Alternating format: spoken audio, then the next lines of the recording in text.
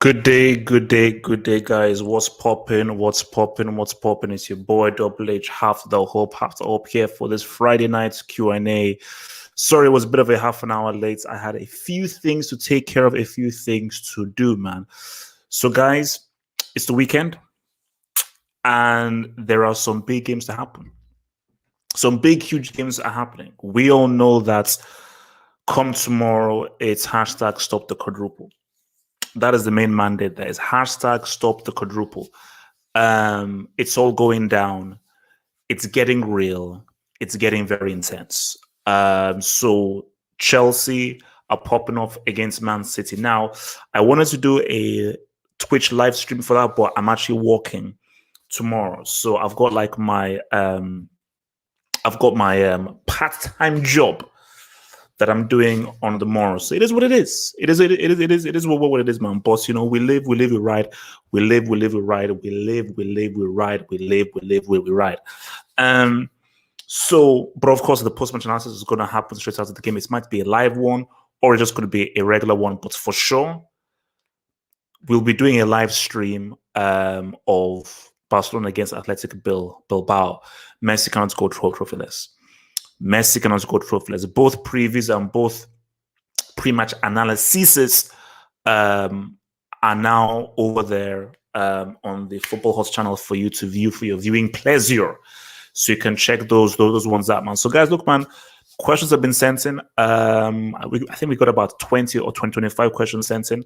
So I picked 8 or 9. I picked about 8 or 9, which I thought that were the best ones. So it's a variety of some really good questions that talk about the nature of the sport, and some funny ones, some interesting ones. You know, so I want to, because I like to blend the comedic, funny, strange, weird questions with some of the much more with some topical questions, and some ones that really delve into the footballing and way of life, man. So, guys, I hope you guys have your meal. Hope you guys have your drink. Sit back, relax, chill out, and so forth. I will go through these questions that have been sent via the website. Then once I've gone through these questions, then I will very gladly take questions for the live chats. So shout out to all the people in the live chat. Shout out to you guys. Guys, stay safe, stay real, stay sexy, stay humble, stay lovely, stay sassy, stay lally. So the first question of the day. Let's hit it. So this comes from Brian K002, who says, HH, why are they called bricks? And do they play club matches and come back to Siberia? Also, what food do they eat and what activities do they do? So, why are they called bricks? I was a huge fan of First Take. I'm not sure whether you guys watch it, but I'm sure any of you Americans or Canadians out there, you know what First Take is. Maybe some of you UK guys, but I'm sure a lot of you American and Canadian guys know what First Take is. So it's this amazing show that was a huge influence on me, starring Stephen A. Smith and Skip Bayless. And both Skip and Stephen, whenever a player would, let's say, do a shot and it would like hit the rim, it would miss, they'll say, oh my gosh, they bricked it. And Skip Bayless used to, he gave the nickname to LeBron, Le Brick. So he called him Le Brick James because he always used to brick the shot. So they just call it a brick. So I was like, oh yeah, like that's quite an interesting way of denoting someone missing a shot. So I just took that term and I said that I need a term to explain rubbish players. You know, I need that. Sorry, let me just put this on. Like, I need a term that explains players who are crap, who are garbage. And the word brick just seemed to fix, because when you just say a player is a brick, that just works. So thus, the Brick Academy. So if I call this place a brick, and there's so many bricks running around, how about we just have a Brick Academy? So that's how we have the Brick Academy that's housed. That's why it's called the Brick Academy, the home of football's worst. But the thing about Brick Academy is that it is a rehabilitation center. We are here to rehab you. We are here to turn you into functioning members of society. So we are on your side. We are always on your side, and we're here to be the best for you guys, man. Yes, they play matches and then they come back to Siberia for their rehab. So they don't spend time with their family. The only time they're allowed out of Siberia is to play the match. As soon as the match finishes, they come straight back to their Class A, Class B, Class C week. And it depends. So in Class C, you're given a bowl of rice a week. In Class B, you're given a bowl of water a week. In Class A, you're given a grain of rice and a droplet of water a week. Scholarship, you're not fed. Actually, no, you are fed. You are given a grain of rice every month. So it really differs. It depends on which you are, whether you're a Class A, Class B, Class C. And activities, look, we unleash polar bears to chase them. They have to do an obstacle course nude in minus 30 degrees Celsius in Siberia and so forth. They have to eat snails. They go to swim with piranhas. So all this kind of stuff, and I think it's all it's all done with the mindset of we want to improve them. We want to improve them. We want to make them better. We want to make them functional members of society. So it's all done in the sense of trying to make the dudes good, man. Yes, Mane is in the Brick Academy. He is there. Mane is there. Mane is a Class B. So thank you for that question, big man. Let's see what else we're seeing. Okay, let's just bring this one in. Let's bring this one in, man. If you thank you, open up right now. Share screen. Okay. From Andre George. Obrigado, my dear friend. Q&A. Hello, HH. I am Andre from Portugal and an FC Porto fan. The question is, after another pretty good European run by FC Porto in the Champions League, this even by knocking out a historic team like Juve, what do you think FC Porto can do now going forward to take that next step and maybe reaching a semi-final? They beat Juve and gave Chelsea a pretty good fight, so they're not that far. Greetings from Portugal. Thank you for the question. I like this question, man, because, I mean, Andre, the unfortunate thing is FC Porto, like Ajax, like Dortmund, like Monaco before, you are unfortunately have to be you are victims of modern football. And when I say that you're victims of more modern football, it's if you have a really good player that performs really well, that player is going to get bought off. So in a way, maybe you are lucky that Oliveira didn't play the first leg, because what Oliveira did in that game against Juventus is enough to get to put clubs on notice, because beyond just him scoring the goal, his overall play, his first touch, his ball control, for me, he was literally, even with all the money and players that Juve had, Oliveira was one of the best players on that pitch in the second leg. And then the free kick just topped things off. So my thing is, if you have any players that sort of perform really well, specifically on the Champions League, they're going to get bought off. Look at Cristiano. All it took was that one game against Man United for Sporting Lisbon. Then someone said then the United player said to Ferguson, "Bro, sign this kid." Sporting Lisbon lost him. So the first thing is you have to find a way of keeping hold of your star players. Find a way of making sure that you keep hold of Sanusi, Zaidu. Find a way of making sure that you keep a hold of Oliveira. Find a way of keeping a hold of Taremi and so forth. Find a hold of keeping Corona, Tesacito, and so forth. These are really, really good players, because Chelsea didn't outplay Porto. Chelsea were not overwhelming in their quality over FC Porto. The games were pretty close. And Porto made two mistakes that allowed Chelsea in for them to say, "What's up, man?" So I do understand what you're saying. I do understand what you're saying. So my advice is keep hold of your key players and invest in the youth system. That's the key thing, because you always have to be wary that you may lose players. And I think invest into the youth system and try and really bring guys coming through. Because I think what's it called? Charles' son is definitely one of the guys that have come through the youth system as well. But you just need that new crop of players coming through saying what's up. Because I think once you have that, then that's what's going to really be able to help you to compete. And I think, you just go again next season, because I think Porto will feel that that tie could have been closer if they had Taremi and Oliveira. I for sure feel that. I for sure feel that they felt that, you know what, if we had our key players, specifically Taremi and Oliveira, these key dudes, we could have done something. We could have said what's up.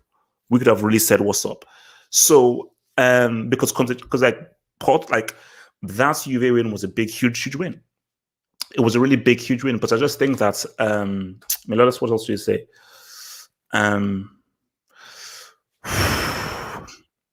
See, to be realistic, to make the next step to a semi-final, it's going to be very difficult. It's going to be very difficult because when you're in a quarterfinal, you will run into a heavy hitter. But here's the thing, though, is it would have been similar to the whole Bayern PSG. What would that tie have been if Bayern were fully fit? Porto were one goal away from taking the game into extra time. So you just have to look at Conceição and say, Sergio, why didn't you bring on Taremi earlier? Because he brought Taremi on really late. And for me, I'm not a big fan of Marega. Like, I've just never really liked his overall play. Like, for me, he just for me he badly fails the eye test. But someone like Taremi, who was unlucky that he got sent up and so forth, like, why wasn't he brought on earlier? Maybe he wasn't fit enough. To get a semi-final at Champions League is very hard, because most likely in a quarterfinal you will run into a really strong team. And I believe that Porto got the second weakest team in our quarter. Like, the weakest team would have been Dortmund. That would have been a dream for Porto if they got Dortmund. But the next best thing was Chelsea. And I think Porto felt confident. And again, it was only 2-1. It was all that was the score. The score. It was only 2-1. They were one goal away from taking it to extra time. So it was very close. And when you look at the games, even the first, Porto were putting Chelsea under pressure. So you just say to yourself that, I'll be real with you, I don't know what would have happened. I'll keep it a stack.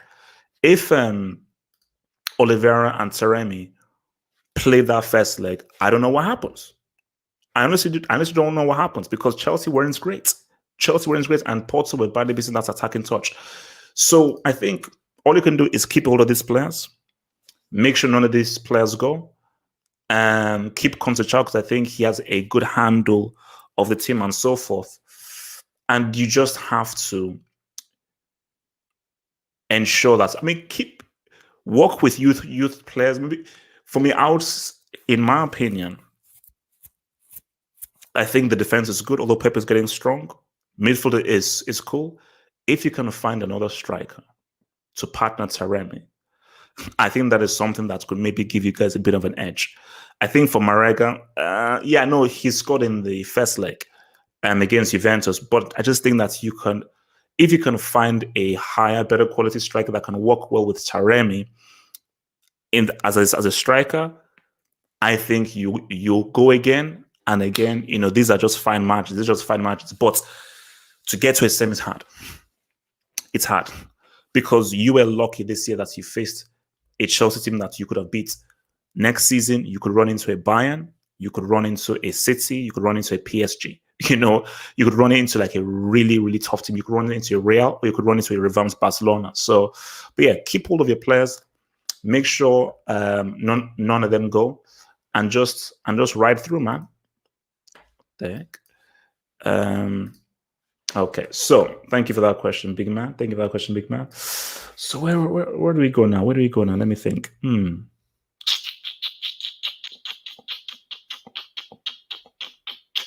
Let's try this one. Let's go for this one, man. It's a nice one. All right.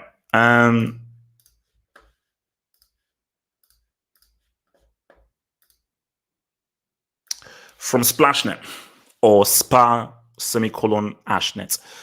If you could choose any 3 footballers on the planet who you can have dinner with, who would they be? And if you ask them each one question, what would that question be? Keep up the great work, HH. Like and sub. Shout out to Infinity Stones, the GOATs, by the way. Wait, how come Infinity Stones keeps getting all of these shout outs? So do you have to be young and 14 to get all these shout outs? Interesting. Well, okay, shout out to Infinity Stones. 3 football players on the planet who you could have dinner with, who would they be? And if you ask them each one question, what would that question be? I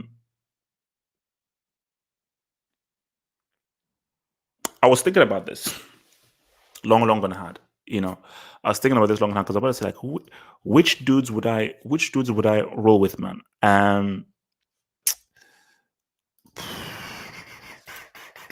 I would say, and I'm still gonna keep with this.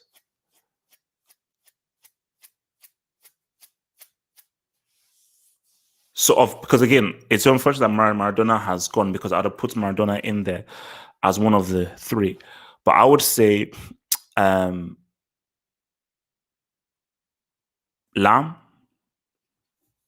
Pirlo, and Ronaldo. These 3. So for Lam, so you said each one question. So one question, because I'd want to ask Lam 2 questions. I don't want to ask 2 questions, but if I can only ask him 1 question. Yes, this is the question I asked him. I would ask Lam that, what was going through your mind halftime at 7-1? Because I know he gave the interview and so forth, but I just said, just going into that dressing room at halftime, what were you thinking? What were your emotions? Like, just because that would have been felt so weird, and especially as the captain of the side, the leader of the side, and so forth. What was the mood and the mindset? Like, what did you say to the players? Were you like, all right, guys, we're good and so forth? Did you say, no, let's keep going hard and so forth? Okay, let's maintain focus. Like, because that would have been just wild, where you're going into halftime in a World Cup semi-final against Brazil in Brazil, and you're up 5-0. Like, it is so effed up and so screwed up and so wild. I would just love to know what the mindsets would have been, man. So yeah, so that's what I'd ask the dude. And for Pirlo, I would want to ask him that, how is he able to have such an amazing understanding of the pitch? Like, how is he able to, when he receives the ball, 1 touch, he's able just to hit like a 40-yard pass to another wing, 40-yard pass to another wing, 40-yard pass here, 30-yard pass. Like, I would just want to know, like, how are you able to do that? Because that's just one thing that I just thought that's made Pirlo like a difference, was his passing range and just his understanding of where players were like hundreds and 150 yards away and so forth. So yeah, so that's what I want. So basically,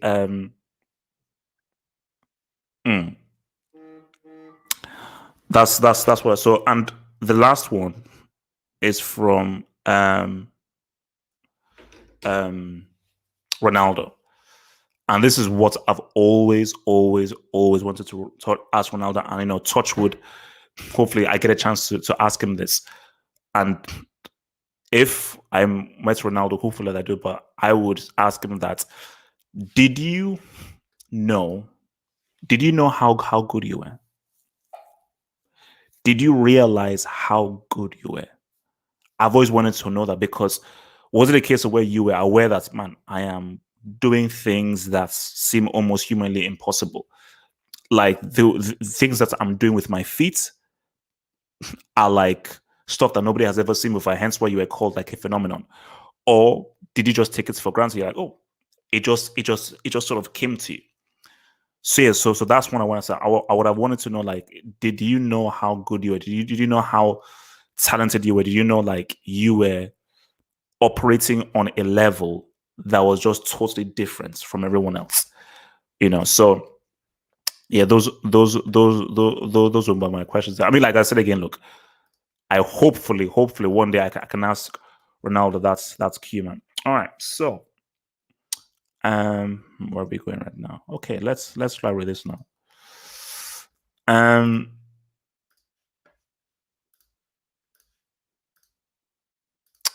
From Antonio Badani, man. Thank you for the question, Antonio Badani. HG, what is your favorite brand of kits and football boots?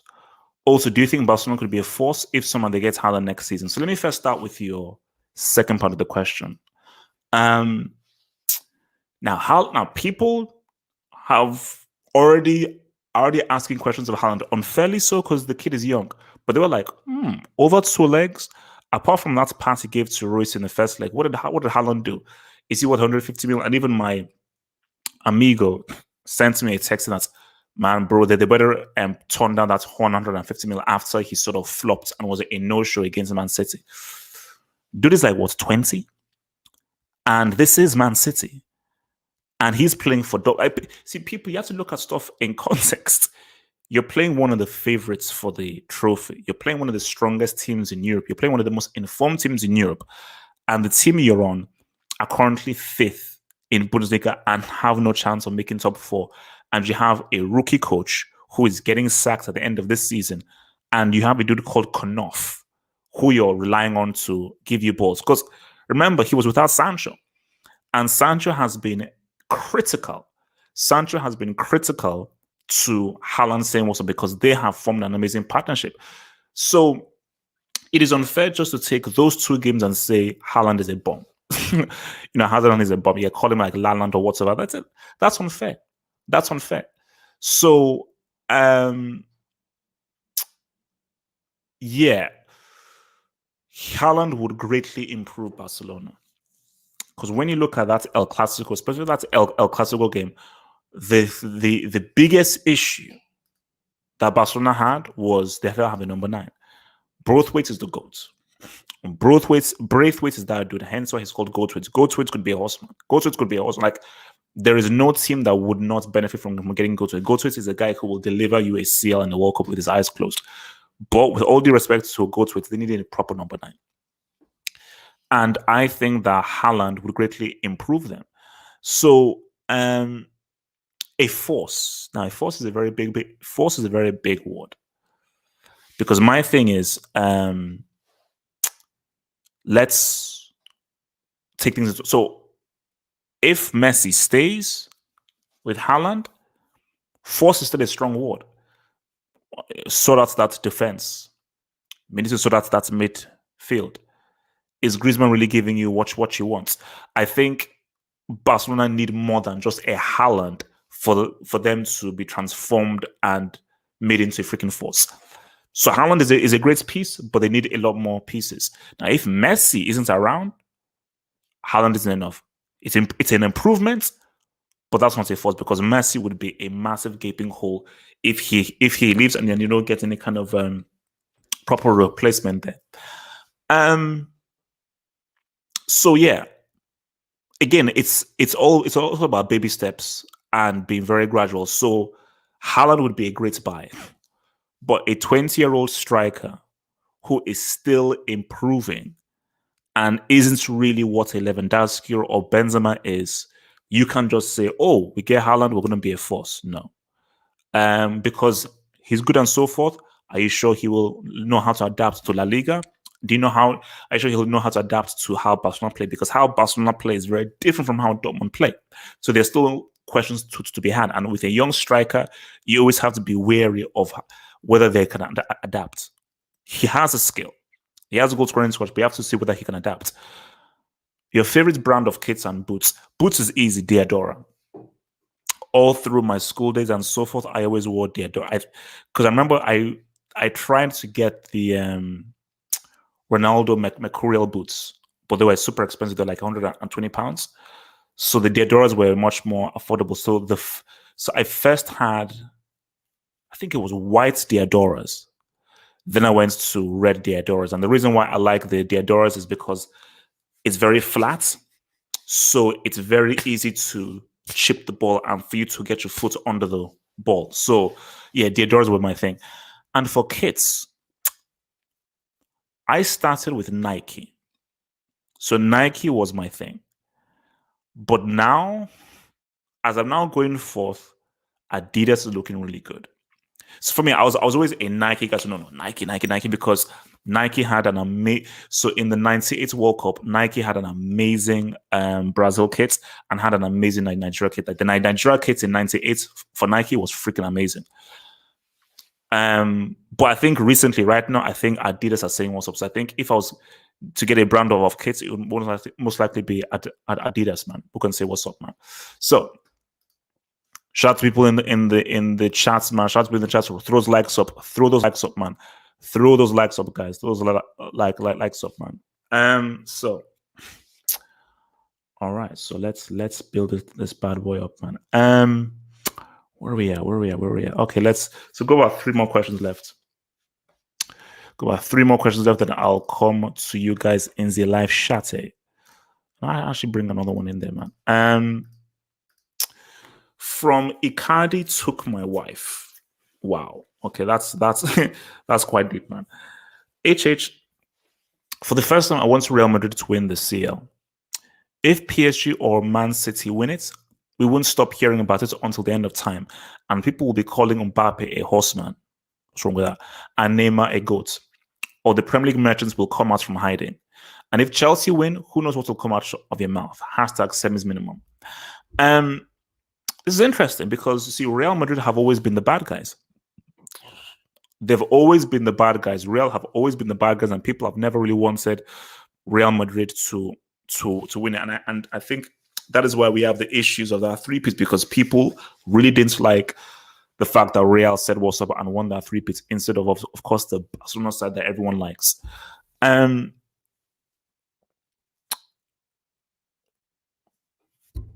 me even see what this guy is.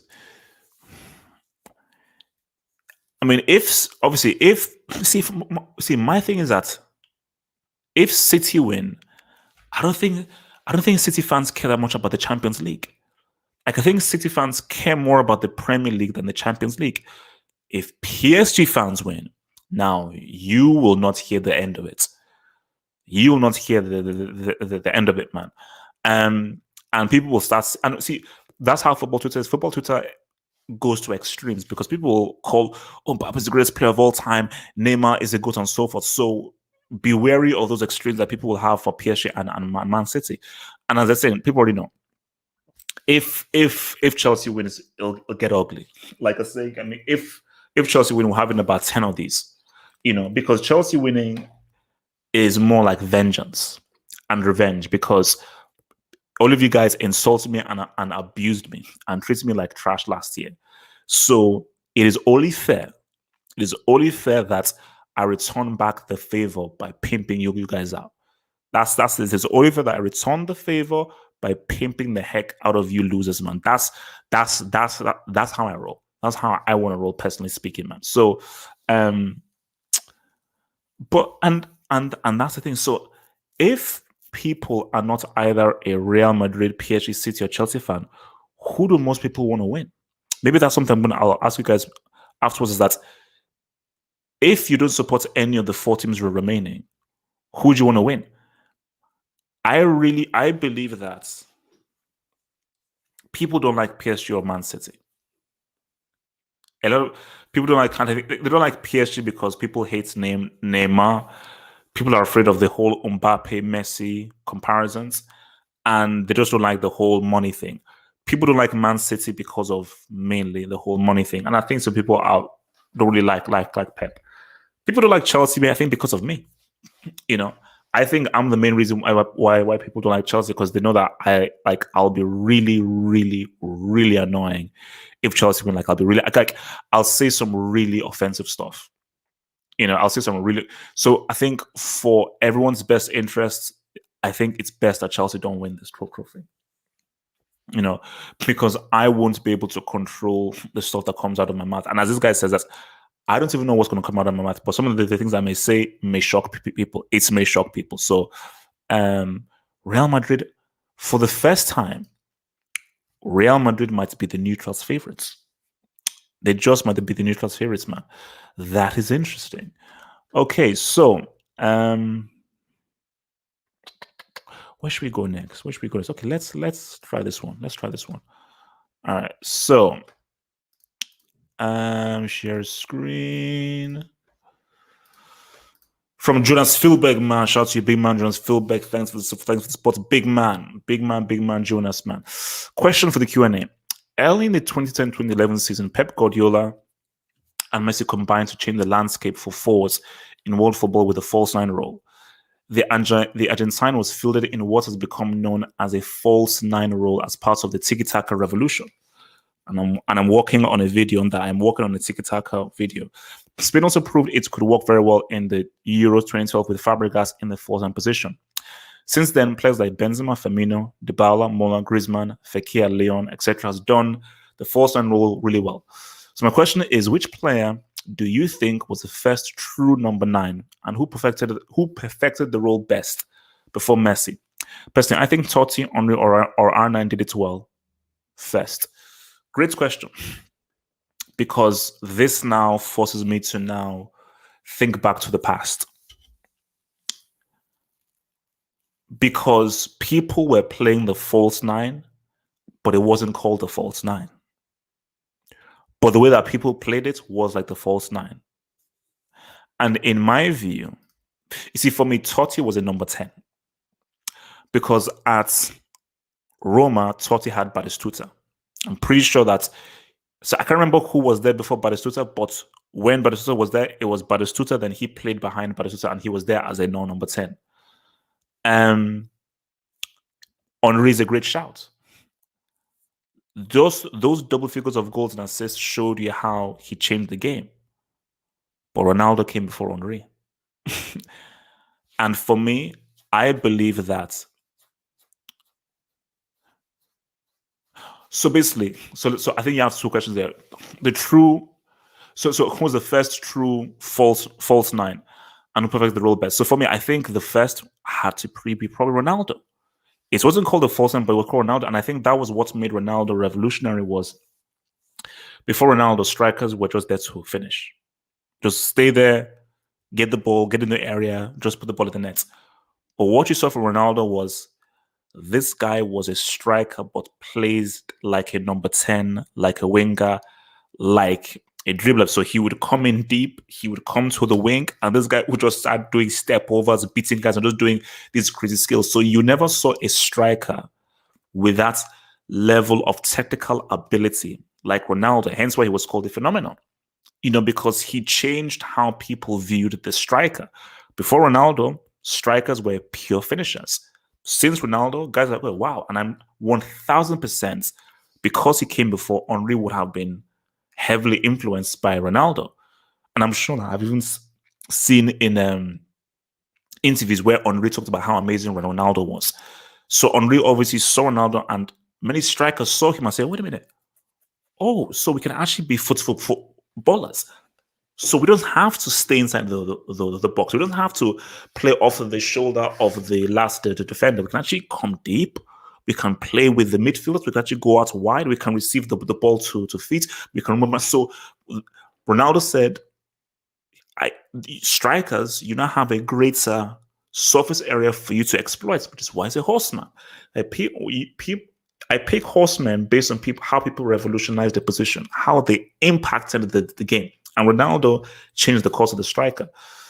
Who did its best? Who perfected the role best? For me, it's really between Henry and Messi. It's between Henry and Messi. And you may have to say Messi. Like, that's one season from Henry was insane. Of those double figures in goals, double figures in assists. So when Henry did that, I was like, oh no, there's never been a guy who has played the striker position like this. But Messi came and just took it to the nth degree, because Messi's level of goal scoring, his level of assists, his dribbling, like he just completely restructured how we viewed the striker, to the sense of where you can't mark this guy, because before, the striker was a stationary object that you could just sort of mark. Now Messi came in and said, oh, central defender, do you want to come to the center of the circle, I don't think you do. Okay, do you want to come here? And he was dealing with a guy where I can produce a through ball to this dude. I can beat you, take it over here, and put it into the bottom left hand corner. So Henry sort of really took what Ronaldo did and took it to a high level. And because really, Ronaldo was quality, but he didn't have the assists. He just had the goals and the overall play. Henry had the overall play, he had the goals, and he had the assists. Messi had all of that, but just he took it to a higher level, and he was more consistent with it. He was doing it at a higher rate though. But yeah, that's the thing. I mean, it wasn't called false nine, but Henry was a false nine for Arsenal. That he was a false, like he wasn't just a striker. So he was a guy who was very mobile and played with the midfielders. So yeah, the false nine did exist before Messi said, "What's up?" Let's check this out. So, last two questions from Klaus Verossi. Klaus Verossi, thank you for the question, Klaus Verossi. Hello, HH. Is Gerd Müller the greatest striker of all time or a horseman? He has 735 total career goals, 1 World Cup, 1 Euro, 3 CLs in a row, 4 DFB Pokals, and the crazy thing is he has scored in every final he has played in his life. He has scored 10 goals in 1 World Cup, 7-game competition, and 12 goals in 1 Euros, 6-game competition. Bundesliga record, Ballon d'Or winner. When he joined Bayern, Bayern was like Paderborn, only 1 league title. He gave Bayern the first seal. Not only that, 3 in a row, Dodd.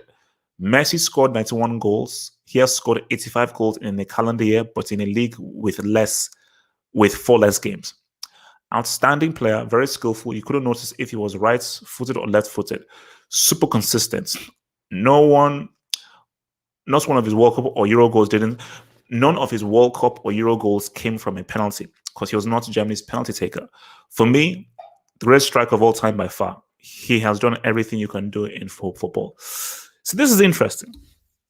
And people keep on bringing this thing with Gerd Müller because I think when people talk about the greatest goal scorers, they look at Cristiano.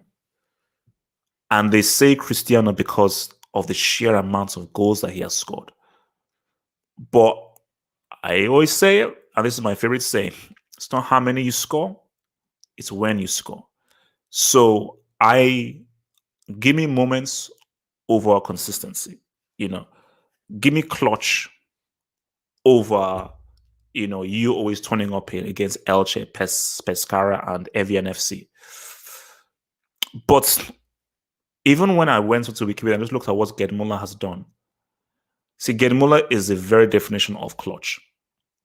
He's the very definition of, okay, I am going to show up when my team most needs me. So, who would you say is the better goal scorer? Is it Gerd Müller or is it Cristiano? So, on our arguments would say, oh no, Cristiano is better because mathematics, he has scored more. Okay, cool.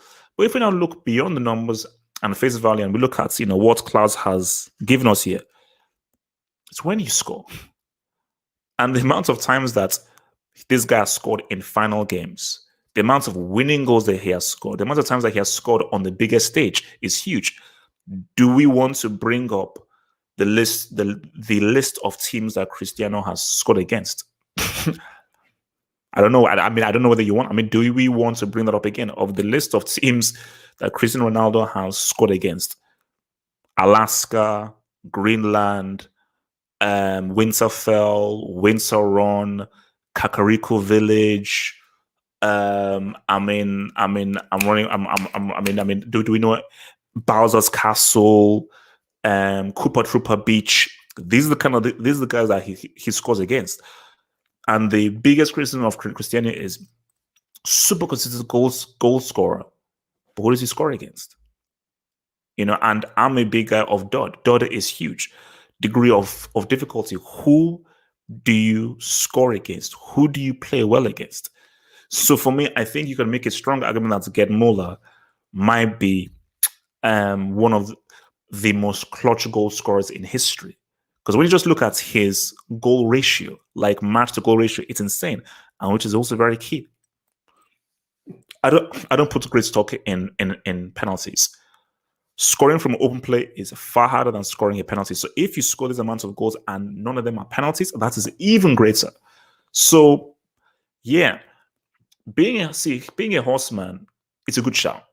Like Edmola is definitely a guy who I would put into the legends category. So obviously, in the Hall of Fame, you have greats category, legend category, then horseman. So he would definitely be in the legends category.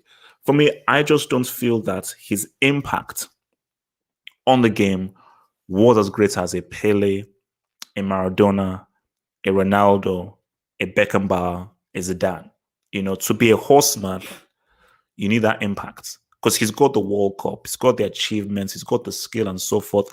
He's got a guy who excelled at his role. But really, to be part of those horsemen, you have to have a true profound impact in your position, which he failed to do. But for me, you can make an argument that he's perhaps the most clutch goal scorer in the history of the game. That is a great strong argument, man. All right, and now we have a final question. Final question, man. And I think this is a lineup one, man. And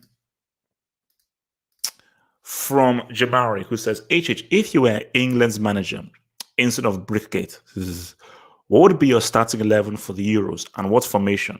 It's tricky as there are so many ballers. Sancho, Saka, Foden, Grealish. Someone has to be left out. So, guys, let's build it up. The funny thing about England is this is the first time that England's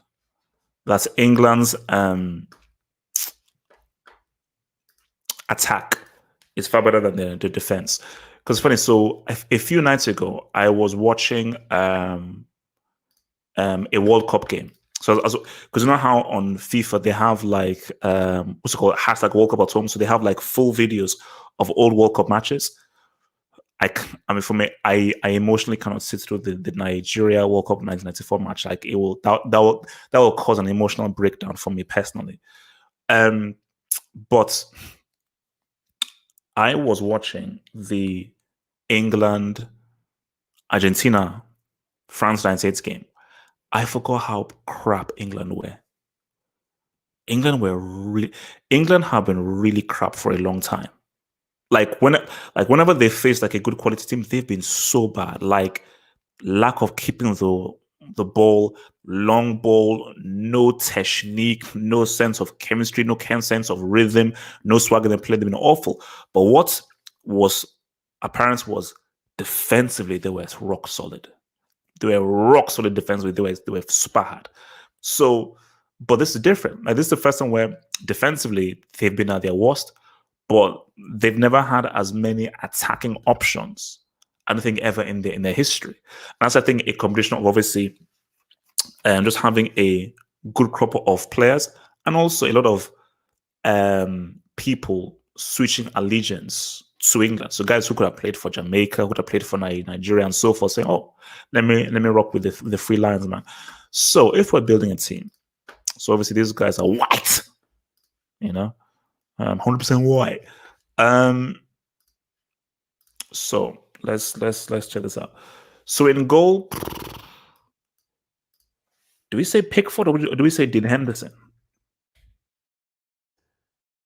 But I think Henderson has been looked right. I think Pickford is looking dodgy. But you know what? Let's just put Pickford in there just for a laugh. Here's the thing, and this is what I discussed with my amigo about it. England is a 4-4-2 team. I believe, and whenever you're dealing with international football, the beauty of our international football is that it's cultural, and every team has a cultural understanding. Italy are a team that play three at the back. Brazil are a team that play a diamond, so 4-3-3 with a diamond midfield. So whenever England started to play with three at the back, and so I was like, no, stop experimenting. You need to understand how to play three at the back, and your football has to culturally be in sync with what 3-3 at the back means, which is what Italy know how to do because they're like the Catenaccio kings. That's not England's bag. So for me, England, I think, stick to what is most effective for you, which I believe is a 4-4-2. But we may have to vary based on the players you have. So got pick for there. You have to roll with Stones and Maguire. You have to. Even if I don't think this is a good pairing. But who else do you have? Tyrone Mings. Maybe you have to roll with him. So of course, we've got Shaw. And you've got to say Wan-Bissaka because, Trent is a liability. And if Trent goes up against a really good left-wing winger, he could be screwed. So here's the thing now. You may have to go with like a 4-4-2 diamond, perhaps. Because England just don't really have any wingers per se. So here, you may have to roll with Basmati rice. In here, Henderson. This is where England is very weak because now, do you go with Dyer? Who else is there? Dyer wings. England don't have any central midfielders. There is not a single quality central midfielder that England have. None. So now that we look at this, you always have to have. You see, this is where things get tricky now. Do you know what? England should play 4-4-2, but you have to now look at the players that they have at their disposal. So my thing is this. I'd have these guys at the base.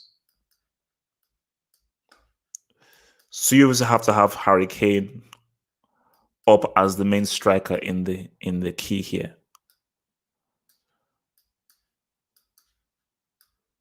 And then you have Foden.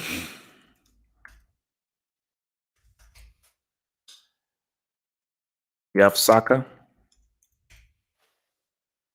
You have Grealish. Then you have Kane in there. So this could be either Saka or Sancho. And Sancho could also easily play the number 10 as well. So this could be Grealish or Sancho as well. And you got Foden there left. Just like Sterling, he's out of form. He's really badly out of form. And I think Foden is a lot better out of form. I've not seen Saka have a bad game. And for me, you have to go via who is playing well. So you can just go via repetition. You have to go via who is playing well.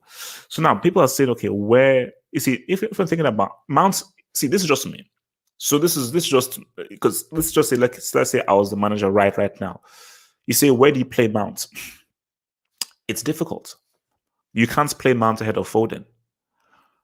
Grealish is the best for that number 10 position in terms of his creativity and on-the-ball skills and his football IQ. In terms of what Saka and Sancho can do in attack, Saka I just think, is a more dangerous footballer attacking-wise than Mount. I think Mount maybe works better as a number 8, deeper. And then, of course, you have Kane, who obviously can roam and so forth. So this, for me, I think, is the best formation. They have to go with a back 4. You going with a 3 and so forth, it complicates guys, it confuses guys, and up against a really good team, you'll just get baptized. So if you play a back 3 against a France, a Belgium, or even an Italy, you'll just get pimp slapped. You'll get pimp slapped, So I think this is what I think works best, And this is what I think what works best. So, see, that's on Rashford. You see, so here, yeah, I knew I was for the game. See, for sure, Foden and Rashford would definitely fight for that position. So Foden or Rashford, Saka or Sancho over there, and maybe see for me, maybe you can maybe Mount fight for this position here. Grealish and Mount. Between Foden and Rashford, I'd choose Foden. Grealish and Mount, I would choose Grealish. Saka or Sancho, I prefer Sancho as a player, but based on form, Saka has been better. So I think Saka deserves to play because I just think he's been much better on form. The biggest thing that's England we're missing is they don't have, and they don't really have a modern right back. But you have to weigh things. Wan-Bissaka, not so great going forward, excellent 1v1 defender. Trent, really good going forward, garbage defender. And I would sacrifice the offensive abilities, specifically because this is England. So if this is, let's say, Brazil, cool, because Brazil can cope with a Marcelo or an Alves going forward based on just how good their DMs are. I don't trust Henderson or Rice to be able to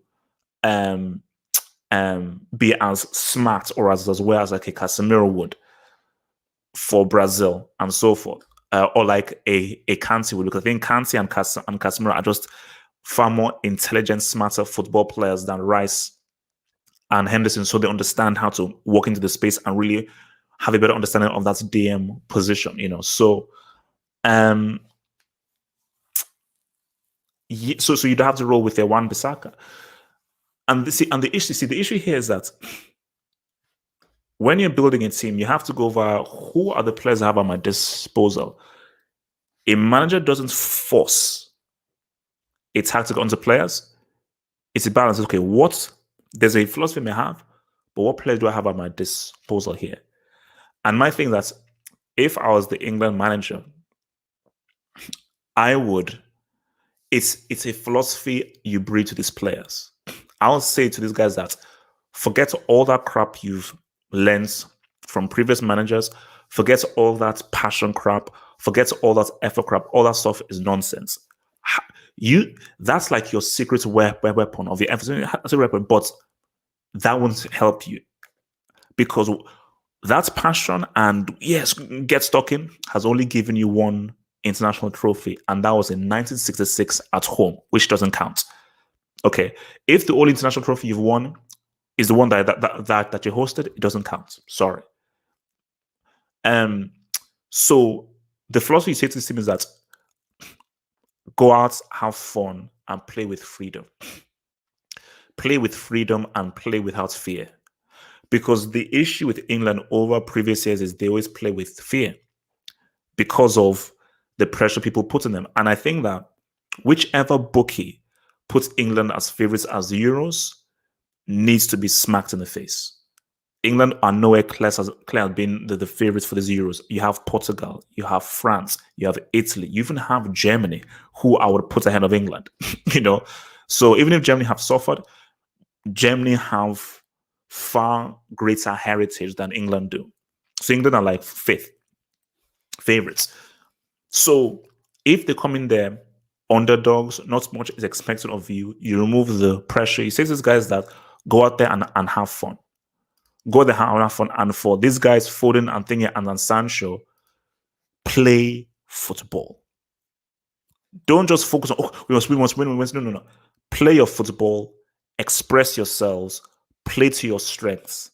And then if you do that, this attack will cause people issues. England are fucked. They're screwed. Because Southgate is a pragmatic manager.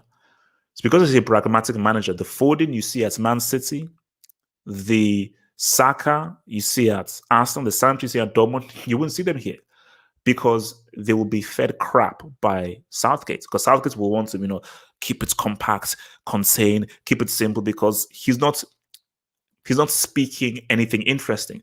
So imagine Foden coming from all of the amazing, intricate tactics that he learns from Pep to the garbage Southgate gives him.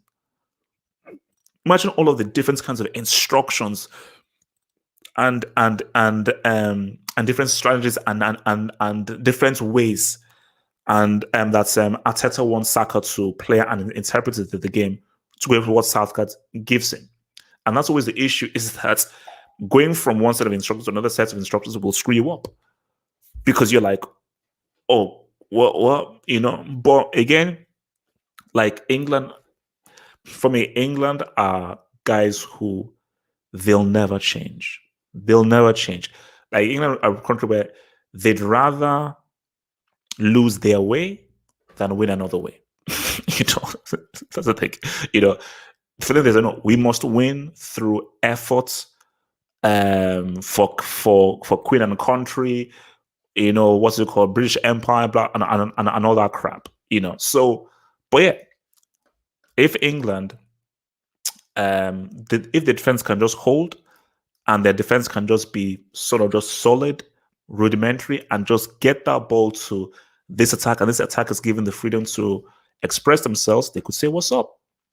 They definitely think that could say, what's up, man. So, guys, man, that is it for the questions. And now feel free to send in your questions on live chat. For the next half hour or so, I will take thy questions on thy live chat, man. So send them away, guys. Send them away.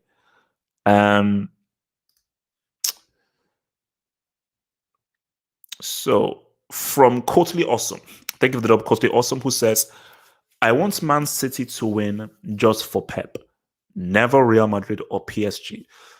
So thank you for the dub, Coatly Awesome. I see the thing about Coatly Awesome is that he's a Bayern fan, and every Bayern fan hates Real Madrid. And I think Bayern fans feel salty based off the loss to PSG and also what PSG represents. So beef with Real because of the rivalry and also PSG, of course. Why do you want Pep to win? Coastly Awesome, did you not watch that documentary? This man is super arrogant. So why would you want him to win? Do you realize that if he wins, he will become 10 times even more arrogant, Remember, this is the man that says that you're tired, fuck you, you're tired, fuck you, you're not tired. It's that man. You want that man to win? I know he's bold. Whatever, but still. I don't want Pep to win because I know that what's that would mean. From Tudare123, man, thank you for the drop, Tudare123. Zidane should get sacked even if he wins the UCL and La Liga. This team needs a rebuild, and he's incapable of rebuilding a team. This is interesting. Because I was reading something. I was even going to do a video on it, but I didn't. So I read something that said that so Real are thinking of selling a whole bunch of players that includes Bale, but they say that Odegaard hands off, that they want Odegaard back, and you know that Zidane ain't going to be playing Odegaard, and Real do need a rebuild. How do you sack him if he wins the UCL and La Liga? Now, he could walk away, and Zidane could say, all right, I've taken this team as far as I go, boom. But I do think it could be a situation where, like, if let's say he's successful, either he wins his UCL or let's say he just wins La Liga, and he sits down with Perez, and Perez says, we have to rebuild. This team has reached, we can't go through another season with a bunch of 30-year-olds. We can't. We got to bring back Kubo. We got to bring back Odegaard, and we have to rebuild because I want to get Mbappe. I want to get Mbappe. I want to get Haaland. It's time for us to now create a totally different team. And Zidane, who I know is fiercely loyal, will be like, all right, bet, I'm out. Because Zidane is going to remain fiercely loyal to Modric, Casemiro, Kroos, Benzema, Vasquez, Ramos, Varane, all those dudes, Carvajal, because he's like, no, these guys went to war with me. These guys gave me 3 Champions Leagues, and these guys gave me 3 Champions Leagues and 2 La Liga titles. 3 Champions Leagues, 2 La Liga titles, and I think a Copa del Rey. I think they got a Copa del Rey, did they? So yeah, Zidane will never, ever, ever just sell away and do away with his core. It's never happening. So that'll be an interesting conversation, man. From Rodrigo Rodgers, man. Thank you for the dub, Rodrigo Rodgers, who says, from 2008 to 2012, tiki-taka dominated football. Then came Gegenpress. Then Gegenpress was the perfect counter. What is your opinion on the current landscape and the future? Great question. That's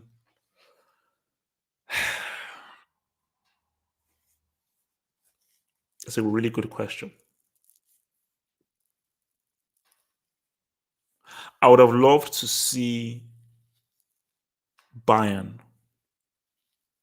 at full strength, because I think as dangerous as that tactic was, that was a highly effective tactic where it's a extremely high line and you attack in a very direct manner.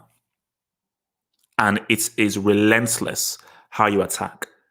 So obviously you have to have a great keeper, super smart defenders, but you are putting the opposition under incredible amounts of pressure, and they're willing to take the risks with those balls over the top, knowing that you'll always be able to outscore them, and hitting them from the center, from the wing, and all different styles. I really feel that we are in an era of direct, less passes, more direct, a bit more attacking. Because again, so I was watching so just I've just been watching some games from the 90s. So just something just interesting watching like the 98 World Cup game between Argentina and England. And you just see how quickly that the ball is recycled, you know. And in that tiki-taka era, it was like massive focus on possession. Possession, possession, possession, possession. You know. But then you now saw what Heinkel did in 2013, which is that, okay, no, we're now going to bring in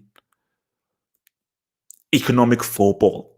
Just get the ball from point A to point B, not A, B, C, D, E, no. From here to here to here, boom, here to here. And Flick was similar to that, but just in a much more targeted sense where, no. Forget all these hundreds of passes. Point A, point B, boom, shoot. Here, boom, boom, shoot. How do we quickly get to the goal from here to here without having to do 10, 3, 4, 5 billion passes? And for the future,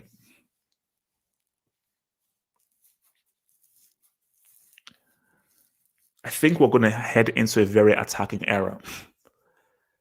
Keepers have to be better on the ball. Central defenders have to be better on the ball. I think central defenders are going to now come more into midfield. And I think the central defender is going to evolve.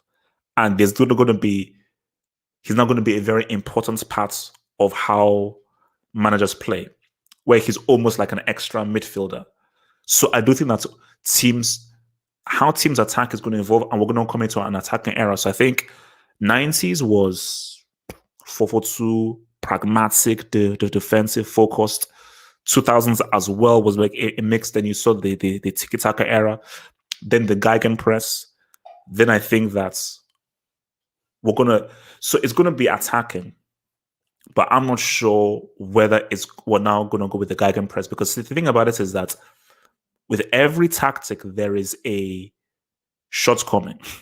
You know, Gegenpress uses a lot of energy, and it's very hard to sustain that, which I think might have been the issue with Liverpool. That is it a case of Liverpool have just had a bad year, or man, we're tired. We're tired, man, because the amount of running you have to do and the energy you have to exert over 90 minutes is crazy. So maybe it's like this Gegenpress is like a 2-3 year cycle, after which guys just don't have the energy to do it and so forth. Because whereas Pep's tactic conserves energy. You know, you don't need to do that much running because Pep's tactic, the ball does the work. You know, Klopp's tactic, you have to do the work. You know, so Pep's tactic can be 4, 5, 6, 7, 8 years because the ball is doing the work. It's not taxing on you physically. So future, I think we're going to be I think we're heading into a very attacking age. Hence why I want to see what happens at these Euros. You know, because I look at the amount of goals Mbappe is scoring, the amount of goals Haaland is scoring, and so forth. So yeah, and the future is good. So I think we're going to have a lot more open games. From Kevin Higgins, man. Thank you for the dub, Kevin Higgins. Thank you for the dub, Kevin Higgins. HH, win a World Cup with your home country or win the UCL for your boyhood club by scoring a 90th minute long-range screamer, but you get a career-ending injury. What do you want to be remembered for? So win a World Cup with your home country or win the UCL for your boyhood club by scoring a 90-minute long-range screamer, but you get a career-ending injury. Those are two key ones, because the World Cup one, I just win it. But how involved was I? Whereas um, the Champions League one is your boyhood club, and you score a 90th minutes long range screamer.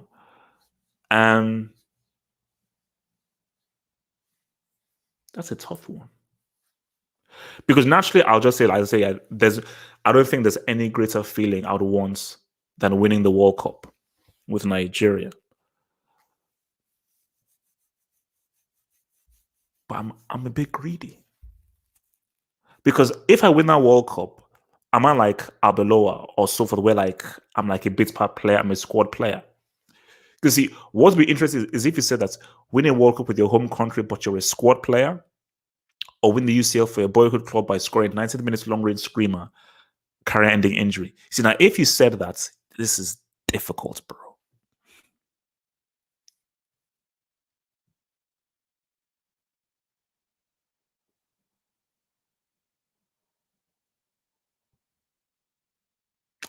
I may have to say the long range screamer. Because my thing is that as amazing as that World Cup is, it could be a case of like when Ronaldo won the World Cup with Brazil. Actually, I don't. You know what? Because my thing about it is that even if I wasn't involved, seeing Nigeria win the World Cup would be the happiest day of my life. That would be the happiest day of my life. So even as being part of the squad, even if I just play 1 minute, the fact that, oh my gosh, I was actually part of Nigeria's first, I've got to go with that World Cup, bro. I mean, that's a tough one because 90th minute long range screamer to win the UCL. I don't give a crap about the career. Look, bro, like, there's nothing higher than that. Man, injure me, who cares? I don't give a crap. So I scored the goal that gave my boyhood club the UCL.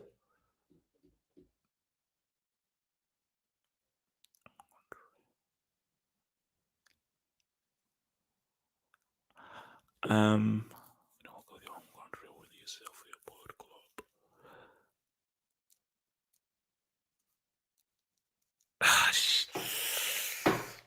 That's it. I mean, I'm gonna go with the World Cup.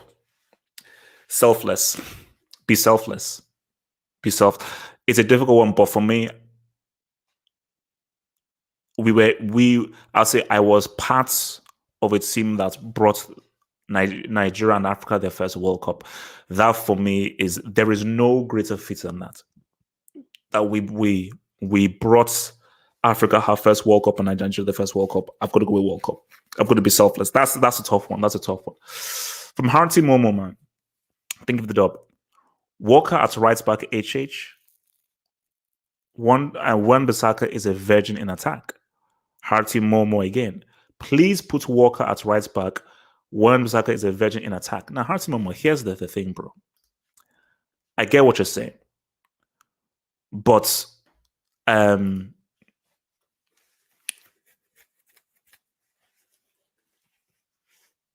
Walker is a decent right back. He's decent. He's much better going forward than Wan Bissaka. But Wan Bissaka is very good defensively. He's not that great going forward. And my thing about it is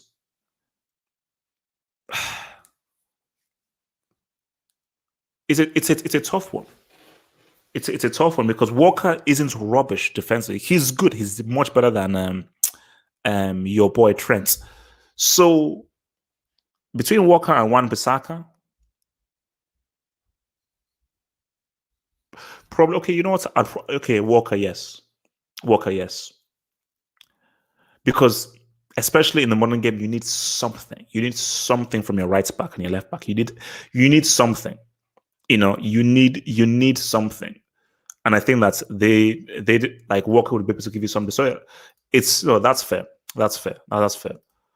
Although Wan Bissaka, man, the guy gives you good security at right back, man. Good security at right back.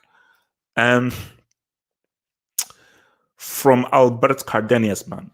Thank you for the dub. What if Pep puts Otamendi up front as striker? Look, Albert, I cannot wait for up to wait. I think is it? I think it's April 28th when they play.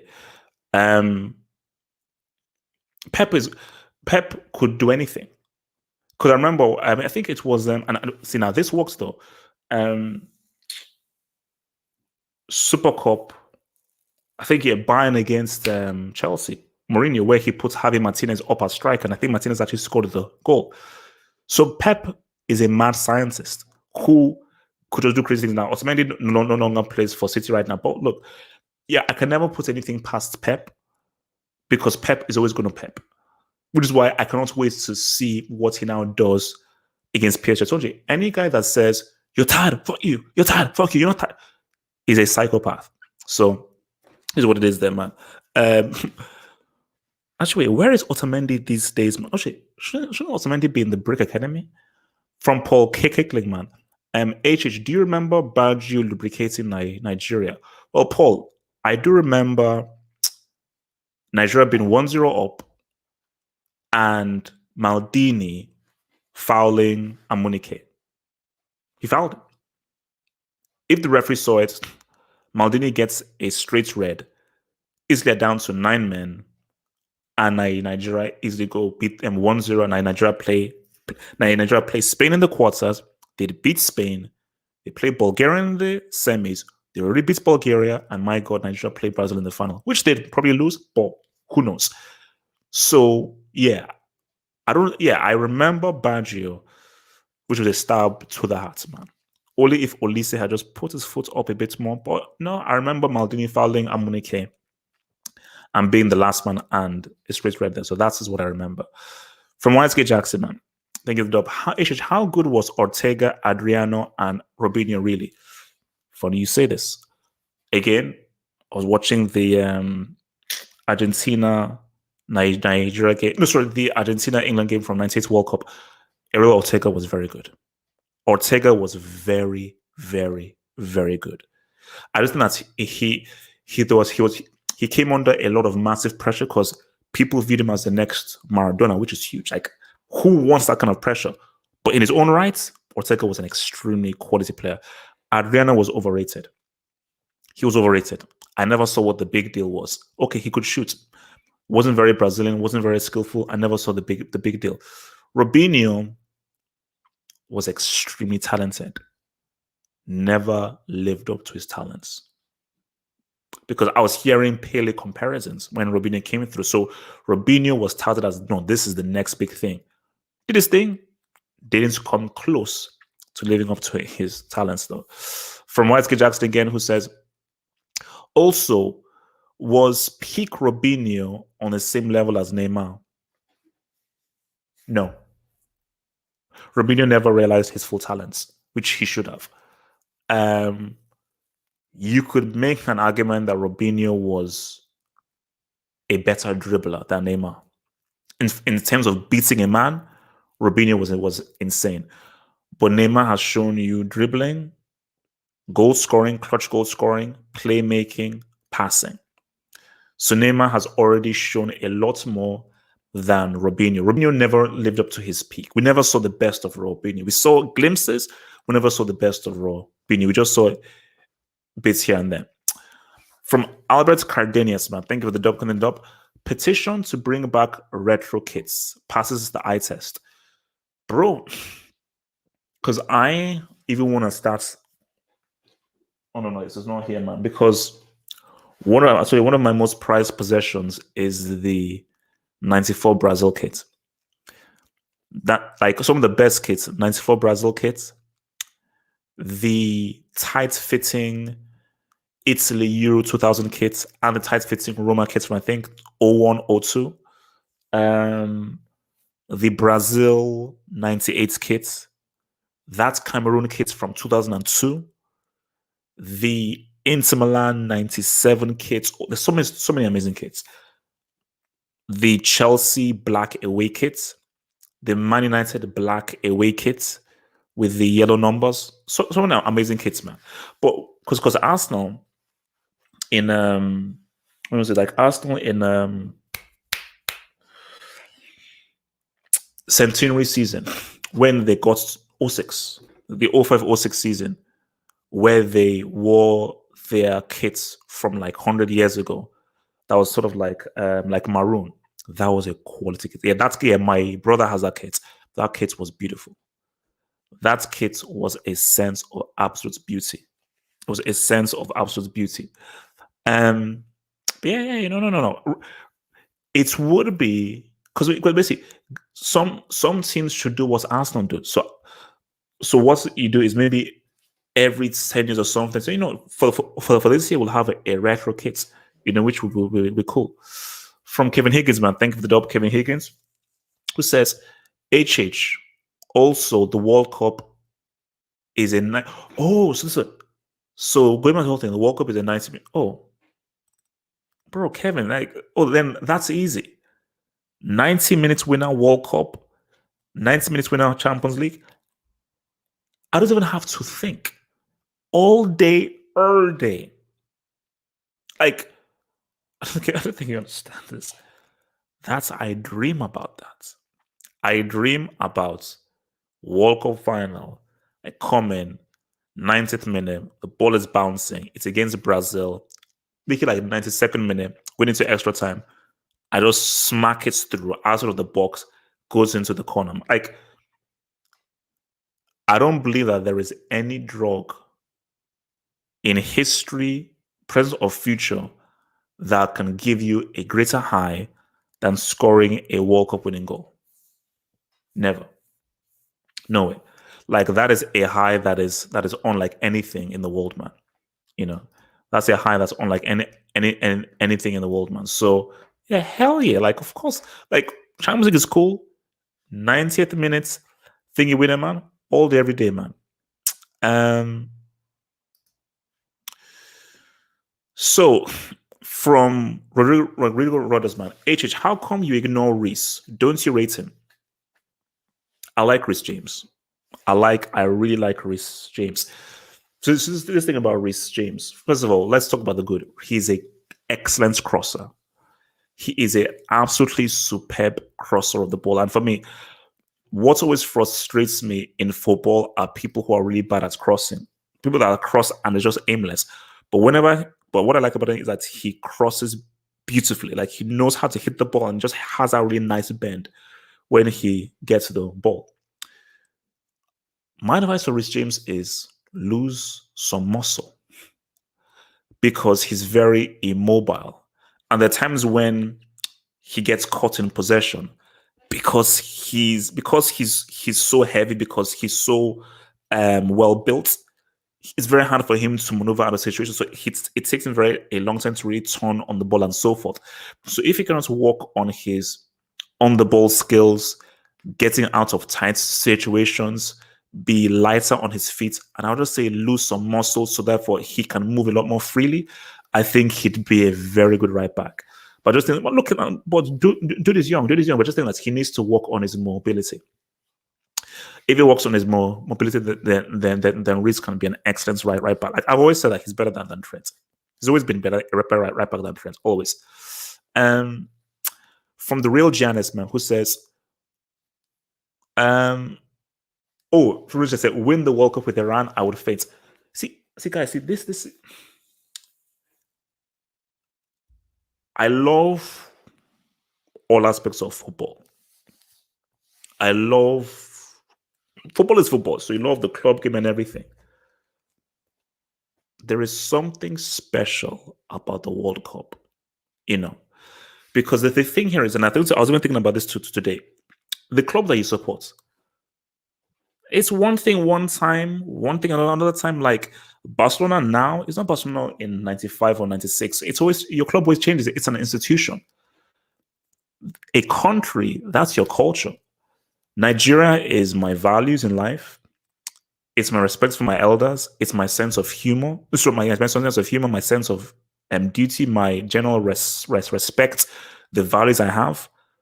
My culture is rooted in being a Nigerian and growing up in Nigeria and certain things you are taught from Nigerian culture. So the bond you have with your country is very, very deep because that forms who you are. Like a lot of who I am comes from teachings from Nigerian parents and Nigerian elders. So the link you have to it is very, very deep, and it's far deeper than any club could because it's who you are as a person. So that's why whenever you play Italy, those guys will down the pitch. Iran, because any of those Iranian players for their clubs, yeah, they'll do their thing. They put on that Iran jersey, they are ready to die because it's like we are representing our nation and we're representing our families, our upbringing, and so forth. And we are. This is why I say the World Cup is so hard because you are facing guys who are ready to die on this pitch. You know, you know who is prepared to die for a club? Win or lose, yeah, you get paid the money. That's your job. But your country, man, you have to kill us to beat us. Especially these countries like Iran, Nigeria, Iraq. You have to kill them to beat them because these guys are like this because our families are watching, our kids are watching, our whole entire nation is watching us. Your whole country isn't watching you play for Porto or Chelsea or thingy. But when you now put on that country and it's the World Cup that the entire globe is watching. Because see, the World Cup, all eyes are on you. The whole world is on you. Guys, I know nothing about on you. So it's different. It's different, you know. So those 7 games are 7 games that are different, you know, because you're playing guys who are using all their efforts to try and stop you. So from Kevin Higgins, man, thank you for the double, Kevin Higgins. So Kevin says, say you are a manager, what would be your style, attitude, and what leagues would you want to manage? Also, how many trophies do you think you'll win? Interesting. So what would be your style, attitude? I would be. See, it's a tough one because I'm sort of.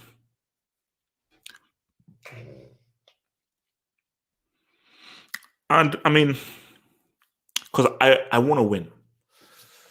I want to win. But for me, I would want to. I don't want to micromanage my players. And I would want players that have independence and agency. So guys who I'm giving you a general blueprint of how we play, which is nobody sticks to one position, freedom of movements, be good on the ball, be intricate, keep the ball on the ground. The ball never goes up. I don't want to hear long ball. You're direct, but if you can play that, but try and play that ball into space and be positive. The closest thing to me that of my philosophy would be Rijkaard. Like that Rijkaard. So Rijkaard's Barcelona team with Ronaldinho and his Holland team in 2000 is the closest thing to me. So it's a mixture, going to be a mixture of that and what's the other dude? You see someone like what Flick doing this Bayern side is maybe a bit extreme, but I like the idea. I like the idea of high risk. You need the players, but the idea of like high risk. So we are here to attack, and we are here to get goals, and we had to really be positive and keep going forward. But I'll be the kind of manager where I'm focusing on managing. I'm here to win. So yes, I want to attack. But if I look at the game and say, we need to consolidate, we need to keep the ball here, okay, we need to sit back, I'll do so. I'll be the opposite of a philosophy merchant. I will be closest to I'll be like a chameleon. So my team must know how to defend, keep the ball, attack. So you must know how to switch mentality based on what the game calls for. I'll never be one to stick to one role because I'm like, no, we're here to win. Okay, we're here to win. It's not how we win, it's whether we win. How many trophies do you think of? I'll win them all. I'll win them all, man. I'll win them all. Very easy, man. I'll win them all, man. From Junior Kondo says, hashtag be humble. Junior, man. That is the key hashtag, bro. That is the key hashtag. The key hashtag is to be humble. The key hashtag is to be humble, man. The key hashtag is to be humble, man. That's what we need, man. So guys, some of you guys may not even know, but I'll probably put a video about this, man. I've got Cash App. I have Cash App. My Cash App is actually, let me even put my Cash App in there. So I don't know how many of you use Cash App. It's a very cool way of sending cash away, man. So because a dude asked me on one of the videos as to, oh, what's your Cash App? So that's my Cash App over there, you know. So it's a mobile device. I'm not sure, and I think a lot of the guys in America have it. Some guys in the UK have it. Guys in America have it. So YouTube take 30%. They take 30% of your boy's Kalini. So if you want to donate to your boy, donate to that football hut, get your boy on the Cash App thing, and that's my Cash App over there. # I'm half up. # I'm half up, man. So guys, let me just quickly take a quick break because I've been talking for ages. So I'll take a quick 3 minutes break. I'll be back. Stay right here. Have fun. Quick 3 minutes break. Take a drink, food, and so forth, and I'll be back to answer more of your questions, man. Friday nights, bada bing, bada boomy, bada bing, bada boomy, man. So quick 3 minute break.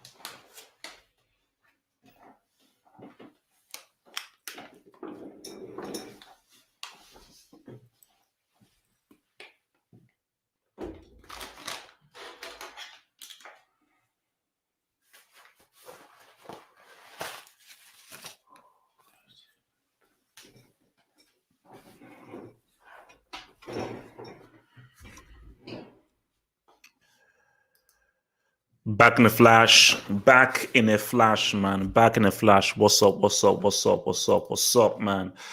Your boy's trying to live.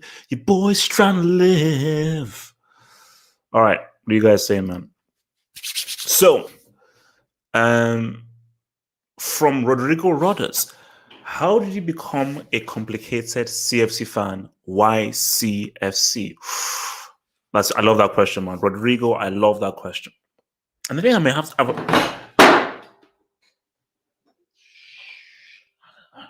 How did that not break? I think I may have actually answered this question, but I'll say it again. So, again, this be showing Premier League and so forth on in Nigeria and so forth and everything, So, and there was, there are players that you like and so forth. You can't explain it. It's like for me, how you knew Jordan was the best basketball player, but for some reason, I just liked Penny Hardaway. So because I liked Penny Hardaway, that's how I became. I followed the Magic, So certain players just sort of speak to you. So for some reason, John Franco Zola just spoke to me. Just the way that he played, the things that he did on the pitch, I was like, oh no. Like I know, like George Weah, Ronaldo, but but Zola, I just like this player. The way that he plays, I just like how he plays. So I was like, okay, so what is it? So he plays with this guy's Chelsea. So no, I'm not going to follow Chelsea because I wanted to watch him every week because he was my favorite player. So, but then as you now saw how Chelsea was being built, Chelsea just seemed different because coming to England from Nigeria, I was like one of the foreign guys. And any guy who has come from, let's say, a foreign country to come to school in England, English people definitely let you know that you're foreigner and so forth. So there's, I don't know, like racism, all this kind of stuff. So just seeing this Chelsea team of Petrescu, Poye, Torre Flo, Babayaro, Edehoy, and so it was just like a Marcel Desailly, Frank Leboeuf. So it just housed all of these kinds of veterans and international players. So I was like, oh my gosh, like this seems like me. This was a whole bunch of international guys put together. And I just sort of like that. And they played differently. So I was like, okay, they lose 3-1 to Bradford City. They beat United 5-0, but they always played with style. And it was a style that was a mixture of all of the blends of guys that they had. So I remember when so Hullet was Hullet was the player manager before Vialli came, because after Vialli won the Champions League with Juve in '96, he then joined Chelsea in the 96-97 season. Then he then took over Hullet as manager. I think Hullet then went to Newcastle. So yeah, I just liked the vibe that the team had, And the complicated is because I found out that the fans were racist, because I used to work in what's it called again? I think Parsons Green. I used to work in Parsons Green, so my train would go past and through Fulham Broadway. So, and I used to work weekends. So whenever I worked weekends, I'd be with Chelsea fans, and Chelsea fans would start talking about gassing Jews, down with Jews and all that kind of stuff, and the most heinous stuff before. I'm like, damn, and the way because I live in West London and so forth, and I really know these people and so forth, really find out more about how these guys are acting. Like, shit, these guys are pretty deep. So that's why I always say I'm a complicated Chelsea fan, because like I was obsessed with these guys back in the 90s, back in the mid-90s. I was obsessed with these guys, But then when I then found out the club is actually racist, I was like, oh, oopsies. So that's why I say it's complicated. Why is so this is from YSK Jackson, who says, why is Eusebio never mentioned amongst the greats? I think he is. I think they do talk about Eusebio as one of. You see, when you talk about greats, specifically of that time, people you need that World Cup. But let me just look at what the dude actually won, man. And let's see, he's actually from Onafrique. So let me see honors. All right, let's see what this players won. There we go. Honor. So, wait, let me bring this up. So this is what Mr. Eusebio has won. So Eusebio, so this is for Sporting Mozambique. So I think he played for Mozambique. So Benfica, loads of Primeira Ligas, Taca de Portugal, Taca de Honra de Lisboa. He won one European Cup, Intercontinental Cup. So yeah, so you see, so he won the Ballon d'Or in 1965, the first ever winner of the Golden Shoe in 68 and won it in 73. European Cup top scorer in 65, 66, and 68. Golden Boot in 1966. World Star Team in 1966. Portuguese Footballer of the Year in 70 and 73. I think, look, he's there, but it's like to really be seen as a great, though. People will say, okay, how many World Cups? Because there are guys who won multiple World Cups, multiple European Cups, and so forth. I look at, if you now compare that to what Gerd Muller won or to what Pele has won, that's why those guys are really seen as great. But I think he's respected, though. Specifically in Porto, I think people all they all realize that in Portugal he's a legend, that he's the greatest Portuguese player of all time. That despite what Cristiano has done, they still view him as he is the greatest Portuguese talent and player of all time, man. From Mr. Mans. Mr. Mans says, HH, is Nacho a top 5 centre back in the world right now?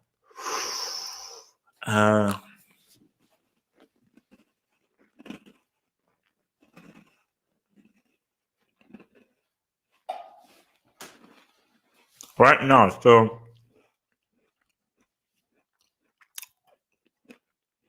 Diaz, Varane, Skriniar,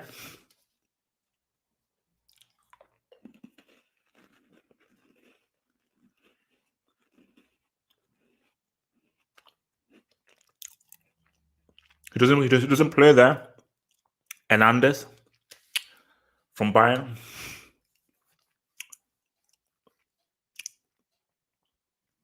De Vrij.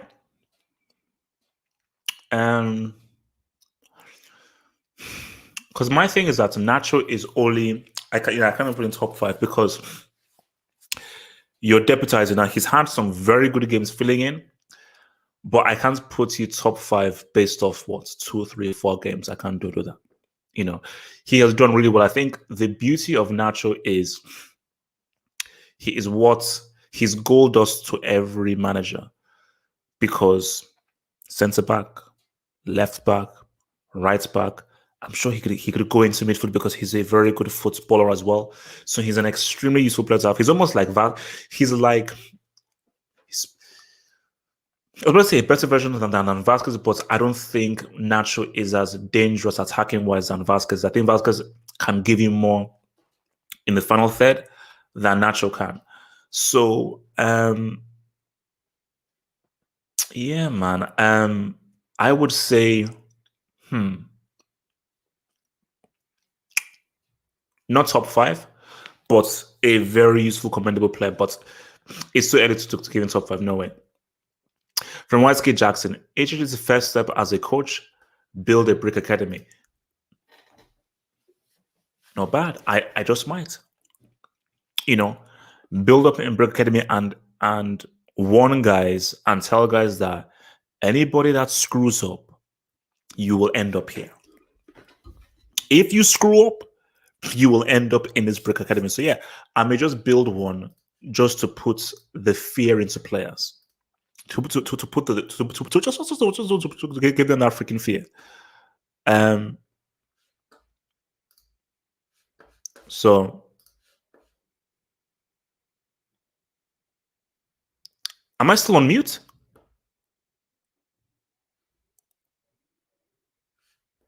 Wait. Am I still on? Oh, 1 2 1 2 1 2 1 2.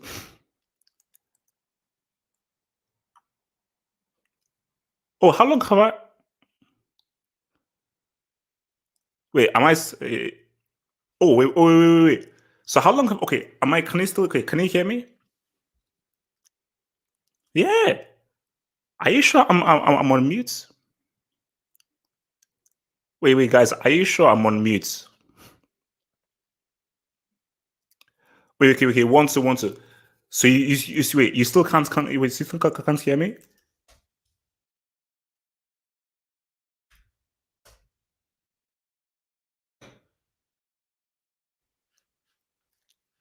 Wait. Oh, you're trolling me. Are you, are you guys trolling? Oh my gosh. Of course you're trolling me, man. Of course. Wait, why would you troll me? Why would you troll me? Why would you troll? Look, of course you guys were trolling. Look at you losers, man. You see, for that reason, I hope Chelsea screw everyone over, man. Because of that, I hope Chelsea truly screws everyone over, man. Look at these fools, man. Alex Galaxy, you are muted. No. Your life is muted. How about that? Your life is muted. So Rodrigo Rodersman says, are we ever going to talk about the dud of winning the UCL post 92? I feel old UCLs were easy to win, but difficult to qualify. I rate modern winners more. And this is the thing, Rodrigo, which is why whenever people bring up Bob Paisley, I'm like, I don't mean to be rude. I mean, shout out to your boy Bob Paisley. Shout out to him and so forth, man. But you can't honestly come in and tell me that because he won all these European Cups, they are equated to the Champions League. This Champions League format, the teams that are in it and so forth, is far harder to win than the European Cup. European Cup, there were less teams, and the competitiveness was far less than what it is right now. So the degree of difficulty in the Champions League for the past 10 to 15 years, it's far harder. It's far harder. So I'm not taking anything away from guys who won the European Cup before, but I just don't give it that same kind of it doesn't have the same weighting as people who won the Champions League, in my view. It just doesn't have the same weighting. So yeah, cool, you won the European Cup, but I think post 92 was when things popped off. So when I say Champions League, it's about post 92. There's Champions League, then there's the European Cup, which is cool. But there's the Champions League, then there's the European Cup. I respect the European Cup. It's a great thing you've done. But I speak fluent CL. And guys, man, trust me, I'm working on the theme for the Euros because we're building for the Euros as well. We're going to be building up for the Euros as well. I'm probably going to be doing some little videos just to get you guys a bit excited because guys, because this year I think is Euros and Copa America. I think AFCON is next year, but Euros and Copa America this year. So you know what it is, man, and you know how I roll, man.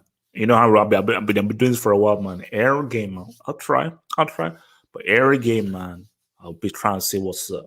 Every game, I'm trying to see what's up. All right, what are you guys saying in this chat, man? Okay. All right.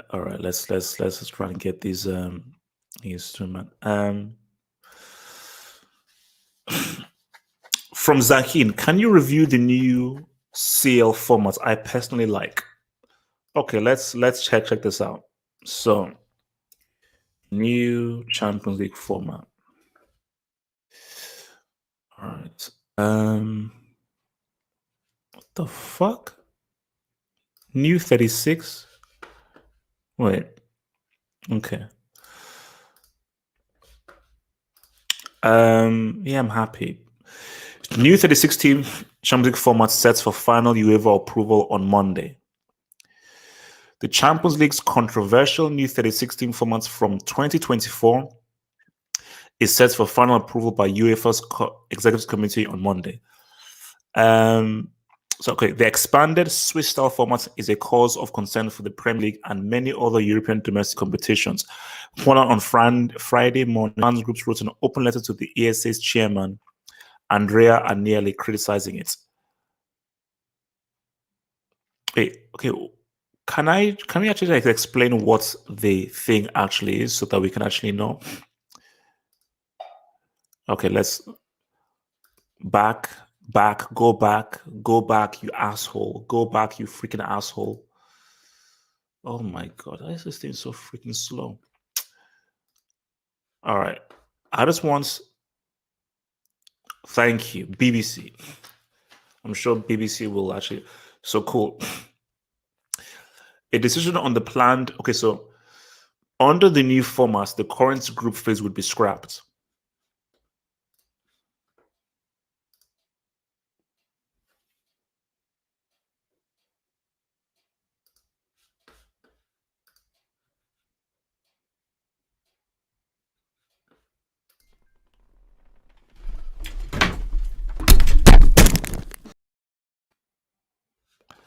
Okay.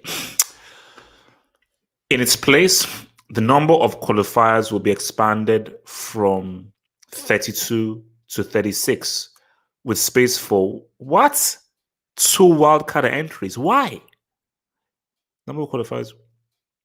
The wildcard will be reserved for clubs with the highest UEFA coefficient points used to rank clubs based on past European success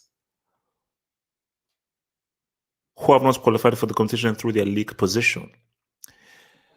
If the format was being used now, based on the current table, it would mean Liverpool would gain a Champions League spot despite being 7th in the Premier League. Sources say there are no major stumbling blocks that cannot be overcome.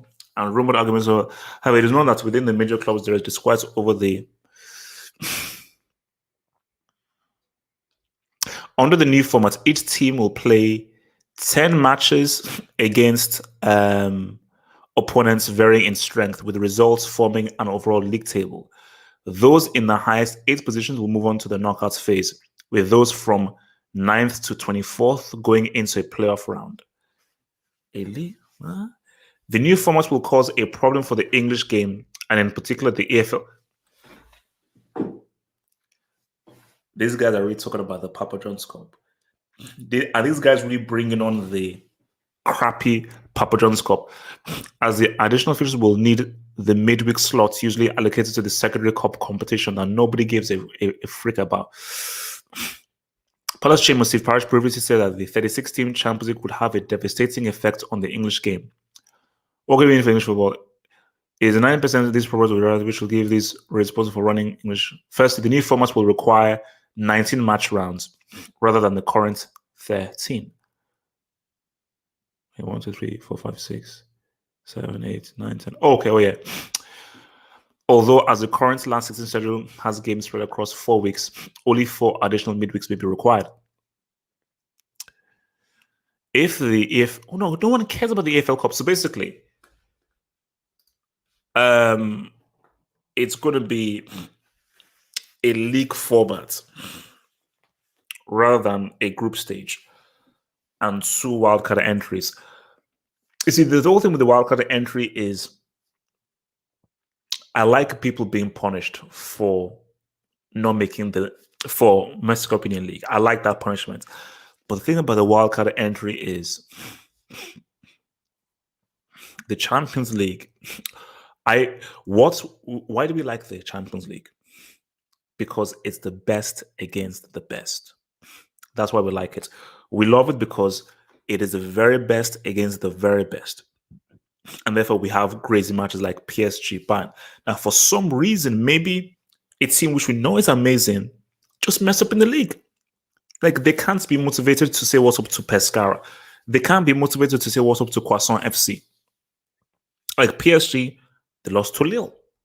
But then they said what's up to Bayern Munich. So, I think, in a way, as harsh as that may be, I do like the fact that, okay, based on your pedigree and the history you have in this competition, you can say what's up.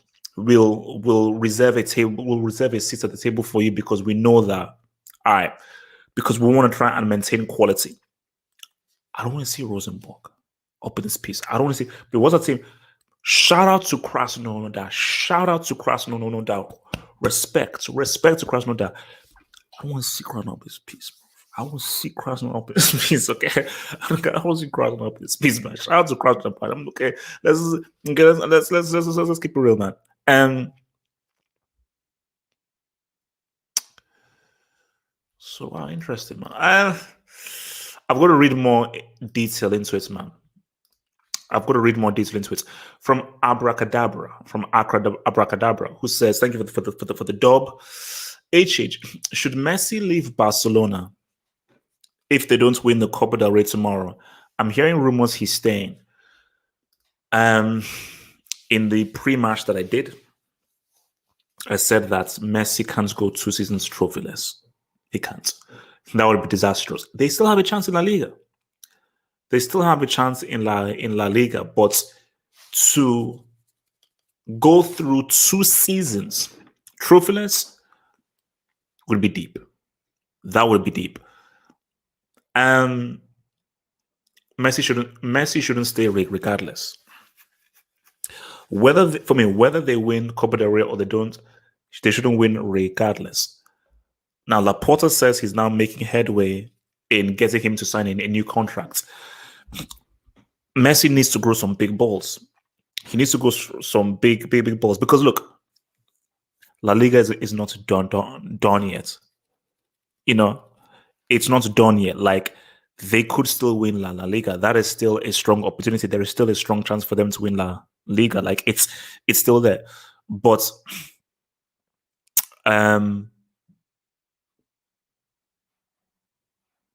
I think that if they don't win the Copa del Rey, let's see what happens in the league. If it's trophyless, then basically if it's trophyless, Messi will need some serious assurances. You have to get Haaland. You've got to get at least 2, 3, 4, 5 new players. And I need to see a revamped team because Real are going to re-up. Real are going to re-up. Who knows what Sevilla are going to do? Who knows what Atletico are going to do? So, but as I said again, man, even if they win Copa del Rey, he should still leave. Because Messi said in his interview, and I do believe him, I've got at least 1 or 2 more seals in me. I've got 1 or 2 more seals in me. And as long as I stay in a Barcelona side who don't have the kind of team that PSG, Man City, Bayern, or even Real Madrid have, I ain't sniffing a seal. Barca have to buy far too many players to close the gap between them and 8-2. 8-2 happened. 8-2 was a reality. 8-2, we were here. I was in this very room when we saw 8-2. You don't get over 8-2 with Haaland. Haaland is not enough to rectify 8-2. It's not. So he should leave regardless. But if he does leave with a trophy. At the very least, leave with a trophy, man. YSK Jackson says, how can you fall for the mute twice? Because YSK Jackson, I'm gullible. It is what it is. I've always been gullible and so forth. I'm sorry. It is how I am. I've always been gullible. I'm sorry. All right. But you're a loser for trying to trick me, man. Prick. From Rodney, man. Rodney, what up, baby? What's happening? What's happening, Rodney? Wait, Rodney, I still wearing that your what's that? I've even forgotten what it's called. My brain is going crazy. The thing that gives you waves. Okay, the thing that gives you waves. Where should Dembele go to save his career? Dembele is not a striker. That's the first thing. Where should he go to save his career?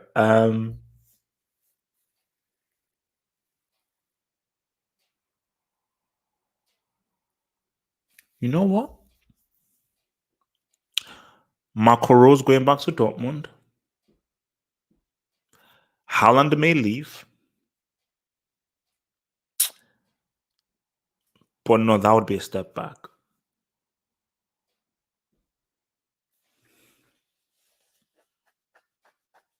He played under Tuchel. So would it be too crazy to say, maybe you can just say what's up and just ride over to Chelsea? I mean, would it be beyond the realm to just say Chelsea?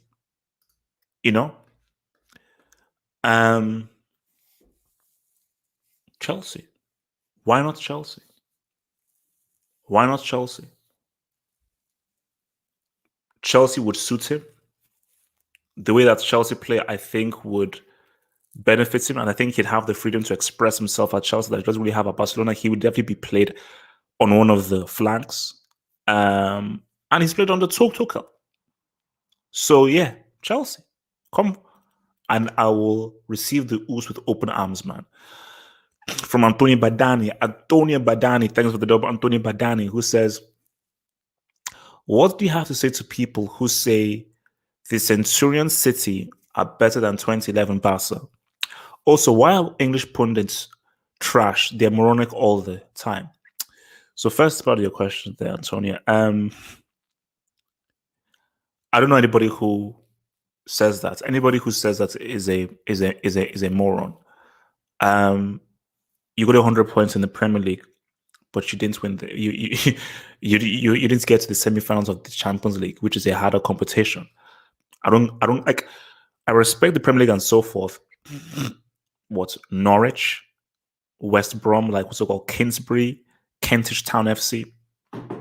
Okay, those teams exist in what's it called, Bangers and Mash, United Fish and Chips FC. No. 2011 Barcelona produced one of the most one-sided performances I've ever seen in a Champions League final. 2011 Barcelona had peak Xavi at the peak of his powers. Peak Xavi was 2011, 2012. So one of the best midfielders of his generation at his peak. City didn't have any players good as Xavi. Peak Iniesta. City didn't have any players as close as peak Iniesta. Messi, enough said. Messi, enough said. So no. Anybody that says that is stupid. Why English pundits trash? English people are very arrogant, and English people, not all, but a lot of the pundits that they get are entrenched in this stupid mentality of the Premier League is the best, England is the best, England, and they're very arrogant, which is why I keep trying to tell people that you shouldn't bow down to England as much as you do. And this is from a guy who's been to school here, public school, for several years here. So I know English people inside and out. I know these guys inside and out. I'm freaking out. And these guys are just super arrogant. And they bring the arrogance to punditry. Hence why I don't, whenever I'm watching a match and it's like halftime, I don't watch any of the stuff. Like in terms of analysis, I watch ESPN FC. Because you see, what's his? I've even forgotten his name. The Scottish dude, not Steve Nicol, the other dude. He speaks straight and real, and he always calls out the English pundits. Ale Moreno is great. I love Ale Moreno. Marcotti is great. Julian Laurent are great. So ESPN FC have some really good guys because they have a more global view. The issue with English pundits is they don't have a global view. All they have is an English view, and they don't realize that there's a world that actually exists out of this island. All they know is that Premier League, Premier League, and that's all they know and speak. So that's why, is like, for instance, when I was even on the dugouts, what's it called? Like Nick saying that De Bruyne is the best midfielder in the world. I'm like, have you seen Modric play? And my thing is that maybe some Premier League guys, maybe probably people will say De Bruyne is the best midfielder in the world because they watch him every week in the Premier League. But because you don't watch La Liga, you're not seeing what Modric is doing. Because Modric, miraculously, is still playing freaking top tier football. And the kind of thing that Modric is doing in that position, De Bruyne isn't doing, you know. But a lot of these guys who are pundits, all they watch is the Premier League, and that's it. That is it. They don't watch anything else. If it's the European team, it's because of the Champions League. But for me, I think it just goes back to your exposure. The big thing for me was when I went to international school. So I went to an international school in Geneva for two years. And those are some of the best years of my life because that's when I realized, oh my gosh, we live on planet Earth. We don't live in Nigeria, France, America, England. No, we live on planet Earth, and we have to embrace all the different cultures. And to be, because even this whole thing of, patriotism, countries don't exist. It's all fake. It's all made up. It's all concepts. But look, it is what it is. A lot of English people, they love their whole England and English pride and all that dumbass bullshit. And see, English people, there are two kinds. You can meet some of the most sensible people in the world. You'll meet in England, where these guys have the most common sense and just mentally they're just the most creative and the most advanced psychologically are some English people. But on the flip side, some of the dumbest, loudest, and most arrogant people you see in England. So they're extreme. Dumb, arrogant, loud, super sensible, super smart, super dynamic mentally. So it just depends. But the guys who are pundits are just morons. From Rodrigo Rodgers, man, they give the dub who says, Aspi is one of the greatest bargains. What's your all-time bargain? How much was Hazard? How much was Hazard? Azpilicueta was an amazing bargain. I think did he come from Sevilla? I think he came from Sevilla. Wait. How much did Chelsea buy Azpilicueta? Azpilicueta was 7 million. So 24th of August 2012, Chelsea signed Azpilicueta for an undisclosed fee reported as 7 million. Wow. That is amazing. That is incredible. Even back in 2012, 7 million, that's nothing. I'm going to try to buy Hazard.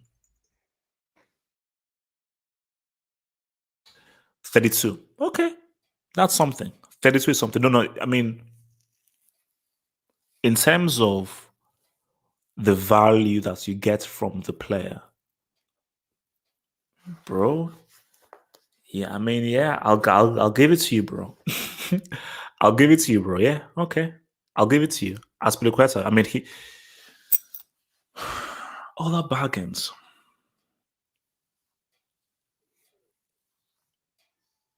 Oh, Messi. Messi. Messi is the greatest bargain of all time. He didn't cost anything. Yeah, okay. Yeah, I think we're done here. The greatest bargain of all time is Lionel Andres Messi. Cool. You literally didn't pay anything for this dude. He came in, yeah, Messi. Now that is crazy. That is crazy. Because they have to pay for Ronaldo, they had to pay for Rivaldo, they had to pay for Ronaldinho. Messi was just a godsend that these guys had, man. So yeah, Messi is the greatest bargain of all time. From Antonio Bandani, man. Sounds like dumb. Okay, sounds like dumb American idea. Keep UCL the same. Oh, I think this is in reference to the format. Why change it? I was like, why? It works so well, and just look at the World Cup. Like that whole thing of there's a group stage, top two guys go to the next round, first place, second place, first. It works. If it ain't broke, don't fix it. Like the same thing of how they now want to expand World Cup teams and so forth. And and my thing about it is that the Champions League is a knockout competition. It's not a league. It's a knockout competition. But I think someone was saying that, oh, they want to do this because they want to sort of um because people are fearing that there may be a super league. They want to now stop a super league happening. Like, man, shut up, man. No, no. From YSK Jackson, man. Thank you for the dog, YSK Jackson. Why are they trying to turn football into soccer? It's stupid. But here's the thing though, and this is my fear. Football is only gonna get bigger. Every year football gets bigger and bigger and bigger and bigger. And I just think and this is just the poisonous nature of human nature is that whenever anything gets big, people just want to just sink their claws into it. People just want to sink their claws, sink their claws, sink their claws, and just extract all the goodness from it, man. So it is what it is. You just have to accept that our lovely game is in danger of being turned into a huge marketing device. I will not be surprised if in 4 or 5 years' time you will start seeing ads during games. You know, from Real Genis Man, thank you for the dub, Real Genis Man. Respect for your comments about the national team passion. There is nothing like it. I remember watching them as a baby. I didn't choose them like my club. That's the thing. I remember 90. I think this was 93. This was done 93 or 94. So I think Nigeria were playing Ivory Coast. And so we had to win just to qualify for our first World Cup. And this was one of my earliest memories, 1993. I remember I think we won on penalties and just the excitement and how everybody in the country went crazy. That's something like that is rare. Like for a club, it's like, oh, everyone in a city or in a section. But there's another thing where everybody in the entire country is watching. It's like even being in England. So there's this place. I'm sure some guys in the live chats will know who live in England. There's this place is called Box Park, where this like outdoor complex where you can watch stuff. So I went there to watch most of the World Cup games in 2018, and I remember watching the England Colombia game, and I remember when it went to penalties, and then I saw these two guys just sink their heads because they were like, "Oh no, not again!" And then when England won on penalties, they just literally just as I was walking home to the station, people were going crazy, honking their horns, going wild. That kind of celebration you can't get for a Serie or a Premier League win, where anywhere you go, guys are going crazy. So anywhere you went in the whole of England, people were going crazy. Just like in Nigeria, anywhere you went in Nigeria, when Nigeria qualified for the World Cup or when they beat Bulgaria 3-0 in their first game, boom, go man. Or look at France. Because what's it called? I was watching the World Cup video of France after they won the World Cup, and when they then came back, I think it's on YouTube. And so they had like the open top bus and they go down the Champs-Elysees, and the amount of people that were there and just seeing that it's like basically it's the closest thing to almost like entering into like the Colosseum in Gladiator.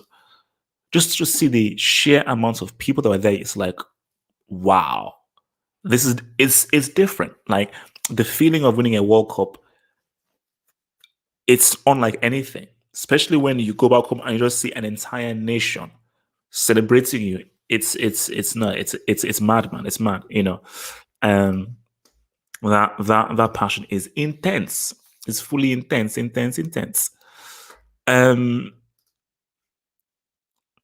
From Dark. Thank you, Dark, man. Thank you, Dark. HH, which team do you think is the next to win their first ever Premier League title?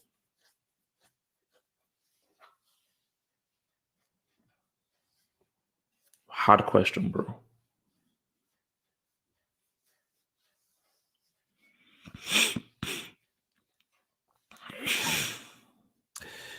If Newcastle had that Saudi Arabian takeover and that had gone through, I'd have said Newcastle in like, yeah, I'd have said Newcastle. So if that whole takeover wasn't blocked by those dudes, I'd say Newcastle. A team, a team has to have a takeover. Leicester City was a rare occurrence, man. That was just a super rare occurrence that is unlikely to happen again in a lifetime. So I would say um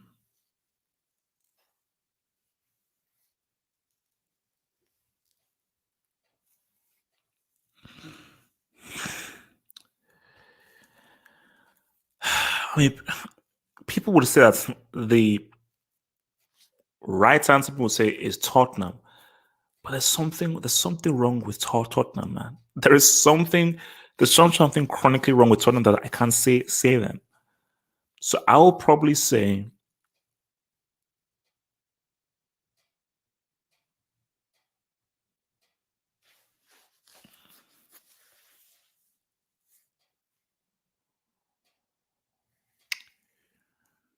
I'll probably say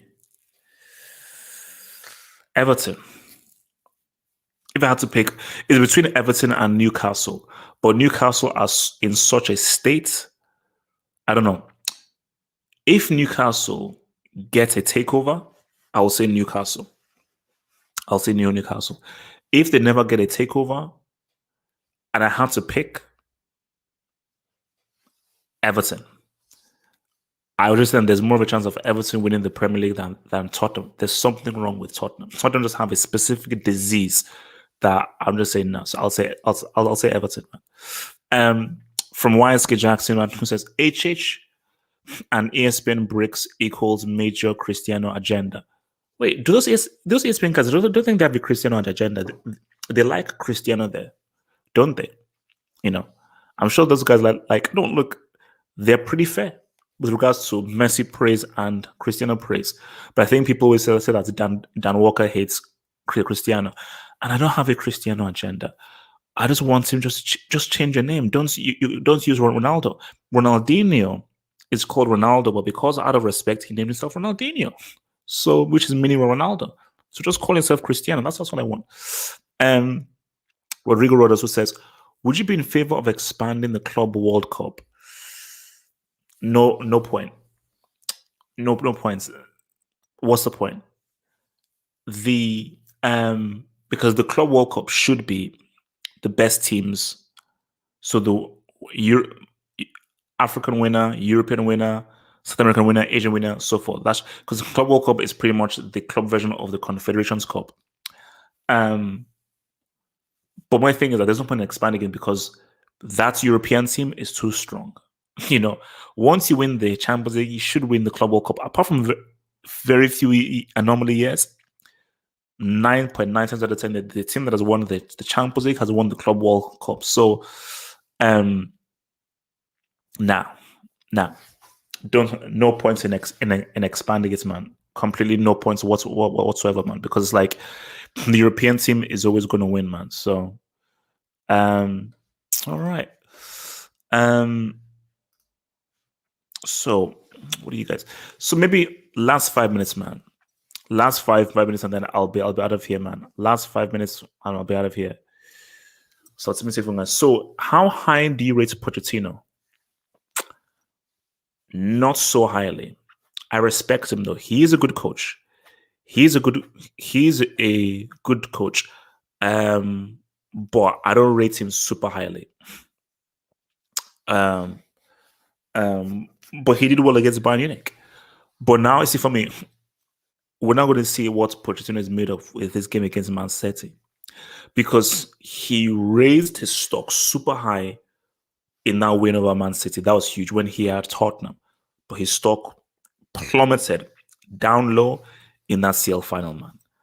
I mean, starting Kane in that CL final and benching your boy Lucas Moura, that was disgusting. That was disgusting, man. So, now, who is Chelsea's best creative midfielder that they've ever had? Um,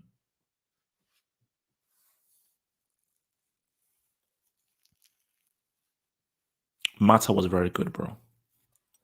Mata was really, really, really, really good. I see. Yeah, I mean, it might be Mata. I think there was a season where Mata got like I don't know, like maybe I'm pretty sure there was a season where he got double figures in assists. You know, and Chelsea really, I think it's because Mourinho was coming in, change of regime and so forth. Chelsea really messed up not keeping Mata and building the team around Mata. Dude was what's it called? Dude was a Euro winner, was a major part of Euro 2012. So Dude was at that time and that period was a quality player. So he might, and that was peak Mata. That was peak Mata. So I'm not going to say he was probably as in just the most creative. Probably Juan Mata. Probably Juan Mata. Um, Shout to boy Janice, man. Shout to boy Janice. Thank you for the dub. Thank you for the dub. I know it will break football, but honestly, a European Super League with every club getting paid the same amount to start off sounds amazing to me. I know guys say this will destroy football. This is anti-football. You don't like this and so forth. But this is the reality. Um, Clubs will earn far more money in a Super League than they earn now. Bayern Munich, PSG, Atletico, even Barcelona and Real Madrid envy the Premier League because they envy them based on how much money they bring in. And I always say this thing: a rich man always wants to earn more money. You will never meet a rich man who says, "Oh no, I'm fine with earning more money. I'm fine. I don't want to earn more money." No, these Premier League teams are wealthy. They earn a lot. But if you can earn even more, you want to.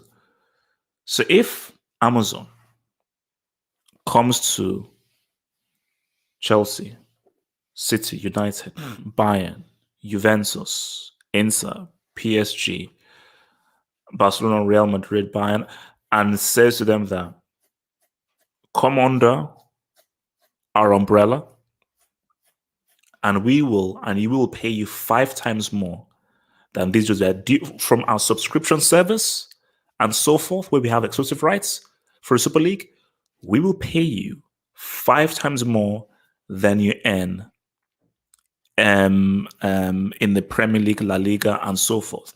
The Premier League teams will be like, sure, the La Liga abilities, they will jump at that chance. They will jump at the chance because it will dramatically financially change the whole thing. And guys, we will all watch. We'll complain, we'll bitch, we'll moan, we'll be angry, we'll jump down, but we will all watch. We will all watch and we'll all freaking subscribe. So we'll all subscribe now. So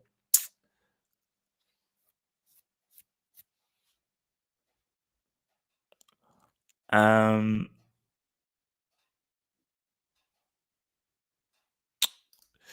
this is interesting. What spaces do you have in Cordelia supposedly saying being racist? Well, why would he be banned for 10 matches if he didn't say anything racist? If he was innocent, why would they punish an innocent man? you know.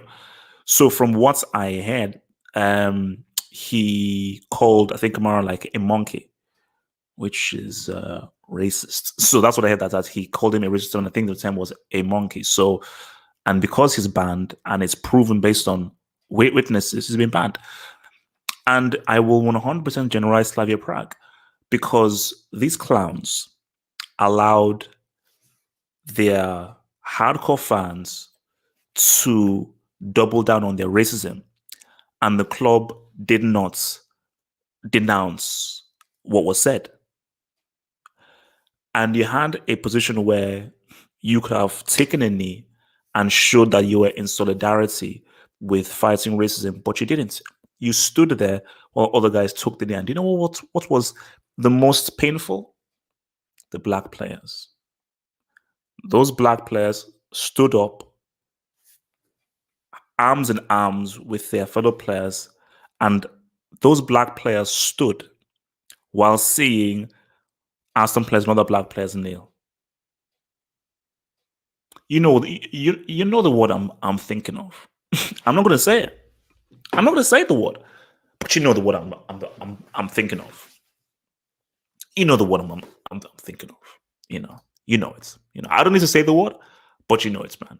You know it's man. Okay, so what does you guys say, man?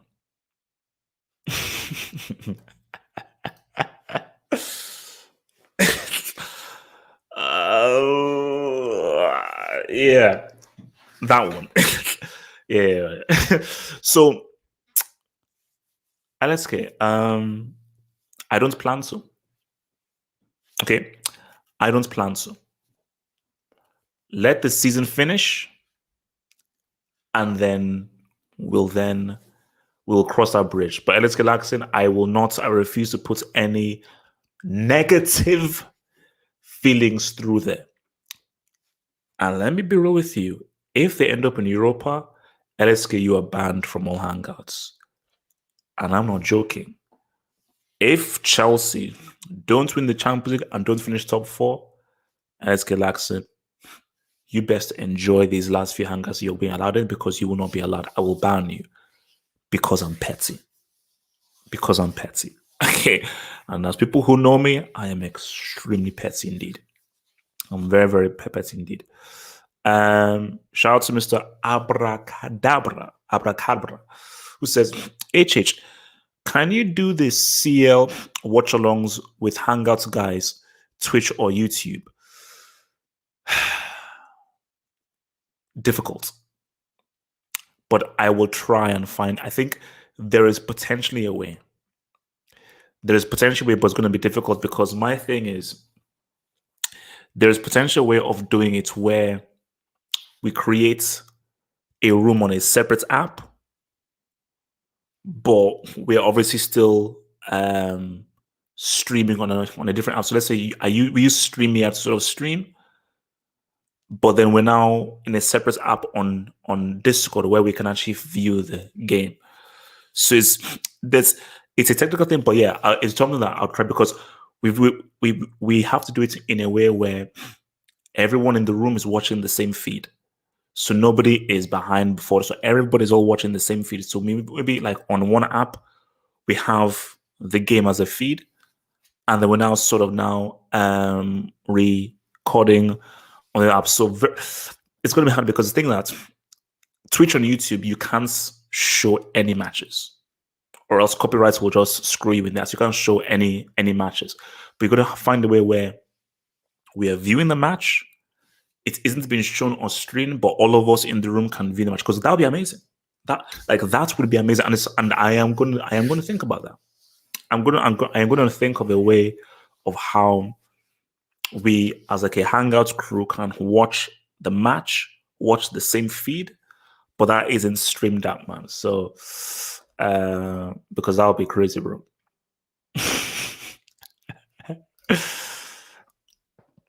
Latza, you're like, how you are so garbage at this, bro. You're so you're really bad at this. Like, you're really bad. You are really you're really bad at this, bro. I mean, come on. Come on, bro. Like fix up. Fix up. Okay, you are super bad at, I mean, come on. I mean, do better. Do better, my dear friend. So no, City are favorites. Overwhelming favorites. Because Natsa, I know how much you want that freaking quadruple, you bastard. Thoughts on Nagelsmann to Bayern? So Bayern is going to just poach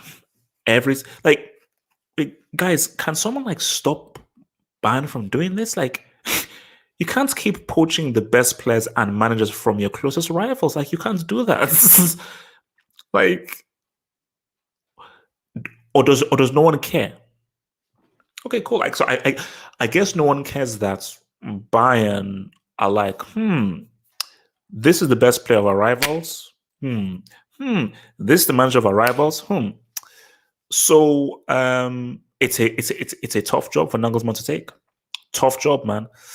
But I don't think Nagelsmann is going to leave Leipzig. I mean, if he goes to Bayern, I think it's a great move. But he's young. He's young, and I think Bayern comes up with a lot of pressure. What helped Flick was like he knew the players. He knew the players. Nagelsmann doesn't know. He doesn't know the players, and he's got a very different philosophy than what they have, man. So,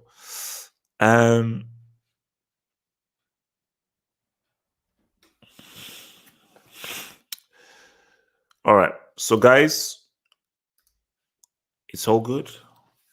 Peace out. Stay true. So, guys, remember, man. I'm working tomorrow, so I'm doing my part-time job tomorrow. So stay onto YouTube. So I may be able to do a live post-match, or I may be able to do a Twitch live stream. It's all dependent on what hours I'm doing my work tomorrow. But for sure, I will be on Twitch live for the Copa del Rey final. Copa del Rey final for sure. Athletic Bilbao, Barcelona, get Messi a trophy. I will be there. Twitch live stream for that Copa del Rey final, and then of course, straight after the Copa del Rey final, we'll have the Saturday hangout, guys. So, guys, peace out. Stay true, stay real, stay sexy, and remember, guys, if you have Cash App and you want to donate to your boy, straight to your boy, this is the best thing. This right here, this is right here is the best thing. So, if you have Cash App on your phone and you want to donate something to your boy, half of Football Hot, a little thank you for your boy, so your boy can live, eat, and read. It's my Cash App right there. The £, I'm half up. Peace out. Stay true. Stay real. Stay sexy. Stay lovely. The boys out. La la la la la la la la la la la la la la la la la la. Become a Patreon member. Gain access to my blog. Get access to exclusive videos, and also get access to the podcast of the Saturday and the Sunday hangouts. Head over to patreon.com/halfup to gain all these goodies while also supporting your boy HH.